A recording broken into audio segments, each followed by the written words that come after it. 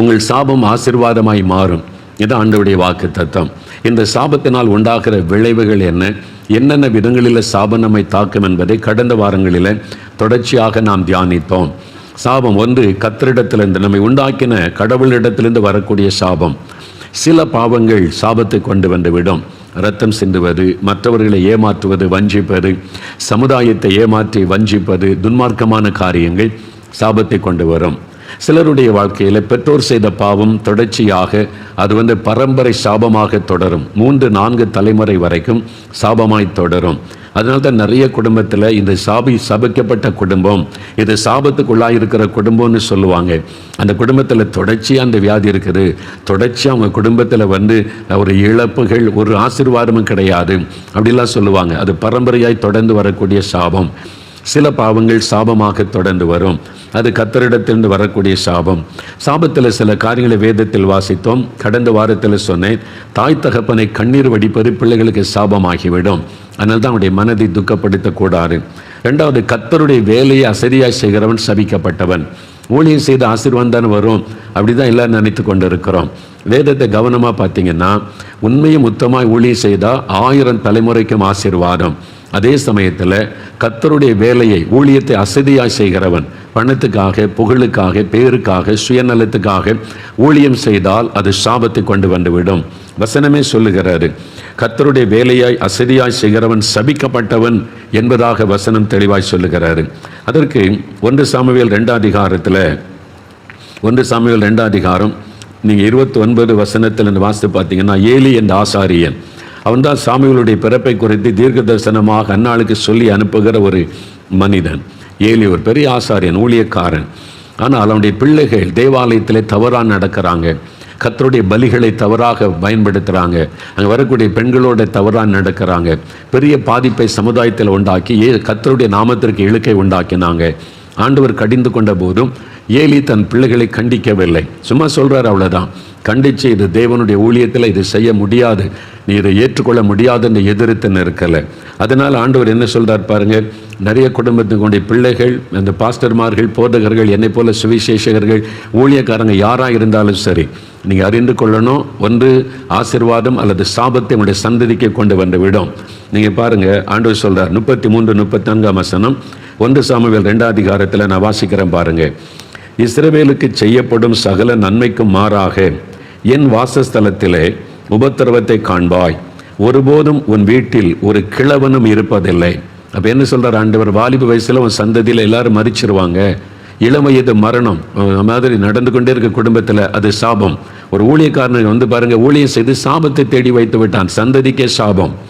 என் பலிபீடத்தில் சேவிக்க நான் உன் சந்ததியில் நிர்மூலமாகாதவர்களோ உன் கண்களை பூத்து போக பண்ணவும் உன் ஆத்மாவை வேதனைப்படுத்தவும் வைக்கப்படுவார்கள். உன் வம்சத்தில் உள்ள யாவரும் வால வயதிலே சாவார்கள். கர்த்தர் சொல்லுகிறார். இது கர்த்தருடைய வார்த்தை. ஊழியர்கள் சும்மா ஈஸியாக எடுக்காதுங்க. ஊழியத்தை நீங்கள் கவனமாக செய்யாவிட்டால் சாபமாகிவிடும். உம்முடைய நாமத்தினால பிசாசை துரத்தணுமே, உம்முடைய நாமத்தினால் அற்புதம் செய்தோமே, உம்முடைய நாமத்தில் தீர்க்கதரிசனம் உரைத்தோமே. மத்தேயு 7 அதிகாரம் 21 வசனம் இயேசு என்ன சொல்றார், உங்களை எனக்கு தெரியாது, நீங்கள் யாருன்னு எனக்கு தெரியாது அப்படின்னு ஆண்டவர் சொல்லுவதாக பார்க்கிறோம். எவ்வளோ பெரிய சாபம். அதனால ஊழியம் செய்தால் அவரும் ஆசீர்வாதம் வரும்னு நினைக்காதுங்க. உண்மையும் உத்தமாய் ஆத்ம பாரத்தோடு இயேசு சொல்றபடி செய்கிற ஊழியங்கள் தான் ஆசீர்வதிக்கப்படும். வெறும் பணத்துக்காக, புகழுக்காக, ஆத்ம பாரம் இல்லாமல், ஆண்டவருடைய விருப்பத்தை அறிந்து கொள்ளாமல், இஷ்டப்படி வெறும் பணத்துக்கு புகழுக்கு ஊழியம் செய்தால், அப்படி நான் செய்தால் கூட எனக்கு ஐயோ, அது எனக்கு சாபம். அதனால சாபத்தை உங்களுடைய சந்ததிக்கு தேடி வைக்காம இந்த நாளிலாவது மனம் திரும்பி ஒப்பு கொடுக்கணும். 2வது உதாரணம் பாருங்க, 2 ராஜாக்கள் 5 அதிகாரம். 2 ராஜாக்கள் 5 அதிகாரத்தில் எலிசா தீர்க்கதரிசனுடைய வேலைக்காரன், அடுத்து தீர்க்கதரிசியாய் வர வேண்டியவன் கேயாசி. எலிசா கூடவே இருக்கிற அடுத்து அவன் தான் ஆண்டவர் தெரிந்து கொண்ட ஊழியக்காரன், தீர்க்கதரிசியாய் வர வேண்டியவன். அவன் பாருங்க, பணத்துக்கு நாகமானுக்கு பின்னால் போய் தீர்க்கதரிசி சொல்லி அனுப்பினார் என்று வெள்ளியையும் வஸ்திரங்களையும் ஏமாற்றி வாங்கி கொண்டு வருகிறான். அவனுக்கு வெள்ளி மேல் ஆசை, ட்ரெஸ் மேல் ஆசை, பொய் சொல்லி ஏமாற்றி அவன் வஞ்சனையாக வாங்கி கொண்டு வருகிறான். அப்பொழுது எலிசா அவனை பார்த்து என்ன சொல்றான் பாருங்க, 2 ராஜாக்கள் 5 அதிகாரம் 26-27 வசனம். அப்பொழுது அவன் இவனை பார்த்து, அந்த மனிதன் நாகமான் உனக்கு எதிர்கொண்டு வர தன் ரதத்திலிருந்து இறங்கி திரும்புகிற போது என் மனம் உன்னுடனே கூட செல்லவில்லையா? பணத்தை வாங்குகிறதற்கும் வஸ்திரங்களையும் ஒலிவத்தோப்புகளையும் திராட்சை தோட்டங்களையும் ஆடு மாடுகளையும் வேலைக்காரரையும் வேலைக்காரிகளையும் வாங்குகிறதற்கும் இது காலமா? ஆகையால் நாகமானின் குஷ்டரோகம் உன்னையும் உன் சந்ததியாரையும் என்றைக்கும் பிடித்திருக்கும் என்றான். உடனே அவன் உறைந்த மழை நிறமான குஷ்டரோகியாகி அவன் சமூகத்தை விட்டு புறப்பட்டு போனான். உடனே குஷ்டரோகம் தாக்கிவிட்டது. கர்ட்ஸ், சாபம். பார்த்தீங்களா, ஒரு ஊழியக்காரன் தன் சந்ததிக்கே சாபத்தை தேடி வச்சுட்டான். அதான் சொல்றாரு, உன்னையும் உன் சந்ததியும் அந்த குஷ்டரோகம் என்றென்றைக்கு பிடித்திருக்கும். அது மாதிரி அதனால கர்த்தருடைய ஊழியத்தை செய்றவங்க ஜாக்கிரதையை செய்யாட்டா உங்களுடைய சந்ததியை சாபத்துக்குள்ளாக்கிவிடும். அதனால தான் சொல்றேன், இந்த சபையில் அரசியல் பண்ணாருங்க, நீங்க சபையில விளையாடாதங்க. சுயநலமா சபைக்குள்ள எப்ப நீங்க செயல்பட்டீங்களோ சாபத்தை தேடிக்கொள்றீங்கன்னு அர்த்தம். உங்க சொந்த விருப்பத்தை நிறைவேற்றவும் சுயநலமாய் செயல்படுவதற்கு சபை கிடையாது. நீங்க பிஷப்பா இருக்கலாம், மாடரேட்டா இருக்கலாம், போதகரா இருக்கலாம், சபை கமிட்டி மெம்பரா இருக்கலாம், யாரா இருந்தாலும் சரி, சுயநலமாக எப்போ நீங்க சர்ச்சுகளை செயல்படுகிறீங்களோ சாபம் உங்களை மேல வருகிற ஆரம்பித்து விட்டது என்று அறிந்து கொள்ளுங்க. அது தேவனை துக்கப்படுத்துகிற விஷயம். அங்கே கர்த்தருக்கு தான் முதலிடம், தேவ விருப்பத்துக்கு தான் முதலிடம் கொடுக்கணும். உங்களுடைய சொந்த விருப்பத்தை நீங்க என்ன சாக்கு போக்கு சொன்னாலும் தேவன் எல்லாவற்றையும் கவனித்துக் கொண்டிருக்கிறார். அந்த சாபம் உடைய சந்ததியை பாதித்து விடும். இந்த துன்மார்க்குரிய தண்டனை உடனே சீக்கிரமாய் நடவாதபடியால் அவருடைய உள்ளம் துன்மார்க்கம் செய்ய துணிகரம் கொள்கிறதுன்னு வேதத்தில் பார்க்கிறோம். உடனே வராது. அதான் கேயாசிக்கு நடந்த மாதிரி இப்போ உடனே நடப்பதில்லை. ஏன்னா இயேசுடைய கிருபை, மனம் திரும்ப வாய்ப்பு கொடுக்கிறார், சந்தர்ப்பம் கொடுக்கிறார். அதை கேட்டும் இருதயத்தை கடினப்படுத்தினீங்கன்னா சாபம் வந்து விடும். ஒரு பேராயருடைய மகன், அவர் பேராயர், சபையில் பேராயர் இருந்தவர், அவருடைய பிள்ளைகளுடைய வாழ்க்கையெல்லாம் பாதிக்கப்பட்டு நாசமாகிவிட்டார். மகன் தகப்பனை பார்த்து சொன்னான், எங்களுக்கு சாபத்தை தேடி வச்சுட்டீங்களப்பா, ஊழியம் செய்கிறேன்னு சொல்லி நீங்கள் ஆண்டவருக்கு பிரியமில்லாமல் நடந்து நீங்கள் ஆண்டவரை துக்கப்படுத்தி எங்களை சாபத்தை தேடி வைத்து விட்டீர்களே என்று வேதனையோடு அந்த மகன் அந்த பிஷப்பிடத்தில் சொன்னதை நான் அறிந்தேன். இவ்வளோ வேதனை இல்லை. எனக்கு பிரியமானவளை ஜாக்கிரதை, you cannot play with God. தேவனுடைய சமூகத்தில் விளையாட முடியாது. மோகன்லால் சார் இருந்தால் அதான், யாராக இருந்தாலும் கத்தரிட்டு விளையாட முடியாது. நான் சுயநலமாக சுய பெருமைக்காக ஏன் இஷ்டப்படி நான் இப்படி தான் செய்வேன்னு ஆண்டவருடைய சித்தத்தை நாடாதபடி கர்த்தருடைய ராஜ்யத்தை கட்டுகிற இருதயமில்லாதபடி காணப்பட்டால் சாபம் என்று விடும். அதை நான் அறிந்திருக்கிறேன். வேதம் அதை சொல்லி எச்சரிக்கிறது. அதனால் ஊழியர்களுக்கும் அவருடைய சந்ததிக்கும் சாபம் தொடர்ந்து வந்துவிடும். அதில் பாதிக்கப்பட்ட பலரை நான் பார்த்திருக்கிறேன், அறிந்திருக்கிறேன். கவனம். இந்த சாபத்தினால் உண்டாகிற பாதிப்புகளை குறித்து உபாகம் 28 அதிகாரம், நீ உபாகம் 28 அதிகாரத்தை கவனமாக தியானிச்சிங்கன்னா இது சாபத்தினால் வந்ததா என்பதை நீங்கள் அறிந்து கொள்ள முடியும். உபாகம் 28 அதிகாரம் 15ஆம் வசனம் முதல் வாசிக்கும் போது சாபத்தினுடைய விளைவுகள் அங்கே சொல்லப்பட்டிருக்கிறது. சில காரியத்தை மாத்திரம் சொல்கிறேன், நீங்கள் விளங்கிக் கொள்வீங்க. 20வது வசனம் பாருங்க. உபாகம் 28:20, 258வது பக்கம், பழைய ஏற்பாட்டில் ஆண்டவர் சொல்லுகிறார், என்னை விட்டு விலகி நீ செய்து வருகிற உன் துர்க்கிரியைகளின் நிமித்தம் சீக்கிரத்தில் கெட்டுப்போய் அழியும் மட்டும் நீ கையிட்டு செய்கிற எல்லாவற்றிலும் கர்த்தர் உனக்கு சாபத்தையும் சஞ்சலத்தையும் கேட்டையும் வர பண்ணுவார். நீ கையிட்டு செய்கிற எல்லாவற்றிலும் சமாதானமே இருக்காது. சஞ்சலம், குழப்பம், வேதனை இருந்துகிட்டே இருக்கும். கன்ஃபியூஷன் என்று சொல்லப்படுகிறது. அது இருந்து கொண்டே இருக்கும். 27, 28 வசனம் பாருங்க. நீ குணமாகாதபடி கர்த்தர் உன்னை எகிப்தின் எரிபந்தமான பருக்களுக்கும் மூல வியாதியினாலும் சொறியினாலும் சிறங்கினாலும் வாதிப்பார். அது ஒரு வாதை. அந்த வீட்டில் வந்திருக்குன்னு சொல்லுவாங்கல்ல, வாதை. ஆண்டவர் சொல்றாரு, நீ குணமாகாதபடி உன்னை எந்த மருந்து சுகமாக்க முடியாது, எந்த ஆஸ்பத்திரிக்கு போனாலும் சுகமாகாது. அது உன்னை வாதிக்கும். எரிபந்தமான பருக்கள், மூல வியாதி, சொறி, சிறங்கு, அதனால் கர்த்தர் உன்னை வாதிப்பார். சாபம் எப்படி பாதிப்பை உண்டாக்குது, இதனை யோசித்துக் கொள்ளணும். 29வது வசனம் பாருங்க.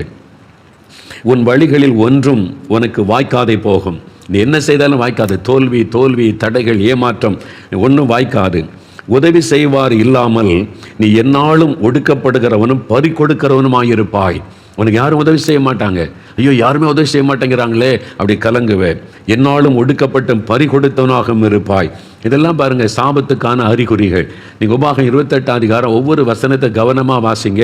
இன்னும் நிறைய காரியம் இருக்குது. நீங்கள் தான் வேதத்தை வாசித்து அறிந்து கொள்ளணும். அதில் எல்லாமே எதை எடுத்தாலும் சாபம்னு சொல்லிடக்கூடாது. நான் தான் உங்களுக்கு திரும்ப சொல்கிறேன். ஒரு வியாதி வந்துட்டால் உடனே சாபம், ஒரு நஷ்டம் வந்துட்டால் உடனே சாபம், அப்படியும் சொல்லக்கூடாது. அதாவது இயற்கைக்கு மேற்பட்ட விதத்தில் மீண்டும் தோல்வி, எதை எடுத்தாலும் தொடர்ந்து நஷ்டம், தொடர்ந்து இழப்புகள், தொடர்ந்து மரணங்கள், தொடர்ந்து விபத்துகள். ஆஸ்பத்திரிக்கு போகாத நாள் இல்லை, சம்பாதிக்கிற பணம் ஆஸ்பத்திரிக்கு போய்கொண்டே இருக்கிறது. இது மாதிரி தொடர்ச்சியான மரணங்களும் பாதிப்புகளும் நஷ்டங்களும் இழப்புகளும் தடைகளும் அவமானங்களும் நிந்தைகளும் தொடர்ச்சியாக வந்து கொண்டே இருந்தால் அது சாபத்தினுடைய அறிகுறி. நீங்கள் அதை அறிந்து கொள்ளணும். என்னப்பா வாழ்க்கையில் ஒரு முன்னேற்றமே வரமாட்டேங்குது, ஒரு ஆசீர்வாதமே நமக்கு இல்லையே, ஒரு உயர்வையே பார்க்க முடியல, ஒரு 4 அடி ஏறினா 8 அடி சறுக்கு தானே காணப்படுகிறாரு, வாழ்க்கையை எப்படி ஒரு கசப்பு, வாழன்ற எண்ணம், இதெல்லாம் சாபத்தினுடைய அறிகுறிகள், சாபத்தினால் உண்டாகிற பாதிப்புகள். இதை வைத்து நீங்கள் அறிந்து கொள்ளலாம் சாபம் நம்முடைய வாழ்க்கையிலே கிரியை செய்கிறது என்று. சரி, முதலாவது சொன்ன கடவுளிடத்திலிருந்து வரக்கூடிய சாபம். 2வது மனிதனால் வரக்கூடிய சாபங்கள். ஆதியாகமம் 9ஆம் அதிகாரம் 21 25 வசனம் வாசிக்கும் போது, நோவா என்ற தேவ மனிதன் அவனுடைய மகன் செய்த ஒரு குற்றத்தினால அவனுடைய மகனையும் பேரனையும் சபிக்கிறான். சபித்தான் என்று எழுதப்பட்டு 25 வசனம், கானான் சபிக்கப்பட்டவன், பேரனை சபிக்கிறான். அதே மாதிரி இந்த தேசமே சாபத்துக்குள்ளாகி போனதை வேதத்திலே பார்க்கிறார். மனிதரிடத்திலிருந்து வரக்கூடிய சாபம். அவன் தகப்பனை துக்கப்படுத்தினதினால் அவன் சபித்து விட்டான். 2 ராஜாக்கள் 2ஆம் அதிகாரம் 23 24 வசனங்கள் பாருங்கள். அங்கே எலிசாவை குறித்து பார்க்கிறோம். எலிசா தீர்க்கதரிசி. 2 ராஜாக்கள் 2ஆம் அதிகாரம் 23 24 வசனம். இல்லைங்க, ரொம்ப கவனமாக இருக்க வேண்டிய விஷயம் பாருங்கள். அங்கே எலிசா என்ற தேவனுடைய தீர்க்கதரிசி, அவன் அவ்விடத்தை விட்டு பெத்தேலுக்கு போனான்.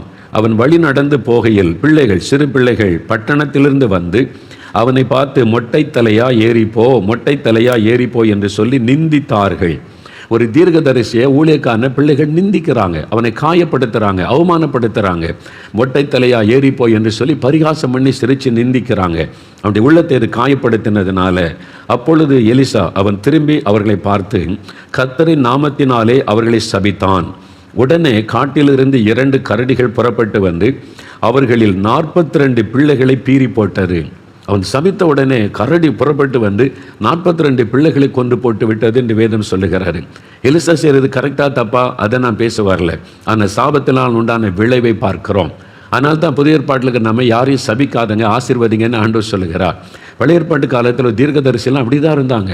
அவங்க அக்குன்னு இறங்கி அவனை பட்சிக்கட்டுன்னா இறங்கி பட்சித்து விடும், அந்த மாதிரிலாம் இருந்தாங்க. ஆனால் புதிய ஏற்பாட்டில் இயேசு நமக்கு அன்பை கற்றுக் கொடுத்து ஆசீர்வதிங்கன்னு சொல்லி கொடுத்திருக்கிறார். அதே சமயத்தில் ஒரு ஊழியக்காரனுடைய உள்ளத்தை காயப்படுத்தினால் சாபமாக்கிவிடும். அதனால் அவங்க துக்கப்பட்டு சபிச்சிட்டா அது சாபமாக்கிவிடும். அதனால தான் நம்ம கவனமாக இருக்கணும். நீதிமொழிகள் 26:2 என்ன சொல்லுகிறது? காரணம் இல்லாமல் இட்ட சாபம் தங்காது. காரணம் இல்லாமல் ஒருத்தர் சும்மா நாள் சபிச்சுக்கிட்டேன்னா அது பலிக்காது, பயப்பட தேவையில்லை. நம்ம பக்கத்து வீட்டில் சபிக்கிறான், எதிர் வீட்டில் சபிச்சுட்டு போட்டோம், அது நம்மளை பாதிக்காது. காரணம் இருந்தால் அது சாபமாக்கிவிடும். நான் எனக்கு தெரிந்த ஒரு ஊழியக்காரர் ஒரு கிராமத்துக்கு ஊழித்து போயிருந்தார். அங்கே ஒரு சகோதரர் நல்ல பக்தி உள்ள விசுவாசி கூட்டத்தெல்லாம் ஒழுங்கு பண்ணியிருந்தார். அவர் சொன்னார், நான் புதுசாக ஒரு வீடு வாங்கியிருக்கிறேன் பிரதர், அந்த வீட்டில் தான் நீங்கள் தங்கணும் அப்படின்னு சொல்லி அந்த வீட்டில் கொண்டு போய் அவரை தங்க வைத்திருந்தார். அந்த வீட்டில் அவர் தங்கியிருந்தார். பார்த்தா அந்த வீட்டில் கீறலாக இருந்தது, வெடிப்பு விழுந்திருந்தது. தரையில் வெடிப்பு, சுவரெல்லாம் வெடிப்பு விழுந்து அது மறுபடியும் பூசி இருக்கிறாங்க, மறுபடியும் வெடிப்பு விழுந்திருக்கு. அப்போ திரும்ப இந்த ஊழியக்காரரை பார்த்துட்டு கேட்டால், ஏன் பிரதர் இந்த வீடு வெடிப்பு விழுந்திருக்குது? அந்த சகோதரர் சொன்னால் தான் தெரியல பிரதர், நான் இந்த வீட்டை புதுசாக வாங்கினேன், வேறு ஒருத்தர்கிட்ட வாங்கியிருக்கிறேன். நான் எல்லாத்தையும் க்ளீன் பண்ணி புதுசாக்குனா வெடிப்பாக விழுது, தரை வெடிக்குது, சுவர் வெடிக்குது. நான் வாங்கும்போது அப்படி இல்லை, நான் அதை கொத்தி பூசி சரிப்படுத்தினாலும் மறுபடியும் அது வெடிக்கிறது, ஏன் நீ புரியவில்லை என்று சொன்னார். இந்த ஊழியக்காரர் நல்ல ஒரு வரம் பெற்ற ஊழியக்காரர். அவர் சொன்னார், நான் ஆண்டவரிடத்தில் அதை குறித்து விசாரிக்கிறேன் என்று சொல்லி இரவு நேரம் இந்த வீட்டிலே தனிமையாக தான் அவர் தங்கியிருந்தார். தெய்வ சமூகத்திலே ஜெபிக்கும் போது, ஆண்டவரை ஏன் இந்த வீடு வெடிக்கிறது, இந்த வீட்டில் அப்படி என்ன இருக்கிறது என்று அவர் ஜெபம் பண்ணின போது கர்த்தர் ஒரு காரியத்தை வெளிப்படுத்தி காண்பித்தார். என்னவென்றால், அந்த வீடு ஒரு சகோதரனுக்கும் சகோதரி குடும்பமாக இருந்தாங்க, பிள்ளைகளோடு, அவங்களுக்கு சொந்தம். அந்த சகோதரர் மரித்து விட்டார். இப்போ அவருடைய மனைவி விதவை ஆயிட்டாங்க. அவர் கணவர் உயிரோடு இருக்கும்போது இவரிடத்தில் கொஞ்சம் கடன் வாங்கியிருந்தார். நான் பிஸ்னஸ் செய்து கொஞ்சம் கொஞ்சமாக தந்து விடுகிறேன் என்று கொஞ்சம் கொஞ்சமாக கொடுத்து கொண்டிருந்தார். ஆனால் அவனுடைய கணவர் இறந்ததுனால இந்த விதவை சகோதரியால் என்ன செய்கிறது, வருமானத்துக்கு வழி இல்லை, பாதிப்பு, ரொம்ப கஷ்டப்பட்டு குழந்தைகளை வச்சு என்ன பண்ணுறதுன்னு தடுமாறி போனார்கள். அப்படி கவலைப்பட்டு கலங்கியிருந்த சமயம் இந்த சகோதரர் போய், நான் கொடுத்த கடனை திருப்பி கொடுங்க. அப்போ அவர் சொன்னார், கணவர் இறந்துட்டார், நான் இனிமேல் தான் வேலை செய்து ஏதாவது முயற்சி பண்ணி கொஞ்சம் கொஞ்சமாய் தருகிறேன் என்று சொன்னபோது, இல்லை உடனே எனக்கு பணம் வேண்டும் என்று நிர்பந்தப்படுத்தினார். இவர் சொன்னார், உங்களுக்கு கடனை கொடுக்க முடியாட்டா வீட்டை எனக்கு தந்துடுங்க, நான் ஒரு விலை கொடுத்து அதை வாங்கிக் கொள்கிறேன், அதற்குரிய பணத்தை தருகிறேன், மீதி பணத்தை நான் தருகிறேன், என்னுடைய பணத்தை எடுத்துக்கொள்கிறேன்னு சொன்னார். அந்த சகோதரி எவ்வளோ சொன்னாங்க, நான் என் பிள்ளைகளை எங்கே போவேன், இந்த வீடு ஒன்று தான் எங்களுக்கு சொந்தம், இது இருந்தால் நான் ஏதாவது வேலைகளை செய்து என் பிள்ளைகளை நான் பிழைக்க வைக்க முடியும், நாங்கள் இங்கேருந்து வீட்டை விட்டு வெளியே போயிட்டா வாடகை கூட வழியெல்லாம் போயிருமே என்று சொல்லி அழுதார்கள். இவர் சொன்னார், அதுக்கு நான் என்ன செய்ய முடியும், என்கிட்ட வாங்கின கடனுக்கு நீங்கள் பதில் செய்யணும்லன்னு சொல்லி இந்த வீட்டை எடுத்துக்கொள்வதிலே அவர் குறியாக இருந்தார். அதனால் நெருக்கடி கொடுத்து அந்த விதவை சகோதரி வேறு வழி இல்லாமல் சரி எடுத்துக்கொள்ளுங்கன்னு சொன்னால், இவர் அந்த வீடு என்ன மதிப்பை பெறுமோ அந்த நிலமும் வீடும் அந்த பணத்தை கொடுக்கவில்லை. அது ஒரு 30 லட்சம் பெறுன்னு வைத்துக்கொள்ளுங்க. இவர் சொன்னார், நான் 20 லட்சம் தான் தருவேன். இல்லைங்க, அது 30 லட்சம் பெறுமே. இல்லை, நீங்கள் கடன் வாங்கியிருக்கீங்க, இவ்வளோதான் என்னால் தர முடியும் அப்படின்னு சொல்லி அந்த வீட்டை குறைந்த விலைக்கு, அதாவது நியாயமான விலை கொடுத்து வாங்காமல் நெருக்கடி கடனால் நெருக்கி அந்த விதவை சகோதரிக்கு கேட்க யாரும் இல்லைல்ல, இவ்வளோதான் பணம் என்று கொடுத்து அனுப்பிவிட்டார். அனுப்பிவிட்டு கர்த்தர் எனக்கு ஒரு குறைஞ்ச விலைக்கு வீடு கொடுத்துட்டாரு அப்படின்னு சந்தோஷப்பட்டு ஜெபித்து இவர் வீட்டை புதுப்பித்து எல்லாம் சரி பண்ணினார். அந்த ராத்திரியில் அந்த ஊழியக்காரருக்கு இதையெல்லாம் கர்த்தர் வெளிப்படுத்தி அந்த விதவை தன் குழந்தைகளோடு இந்த வீட்டை விட்டு போகும்போது இந்த வீட்டை பார்த்து கண்ணீர் வடித்து கொண்டே போனாள்.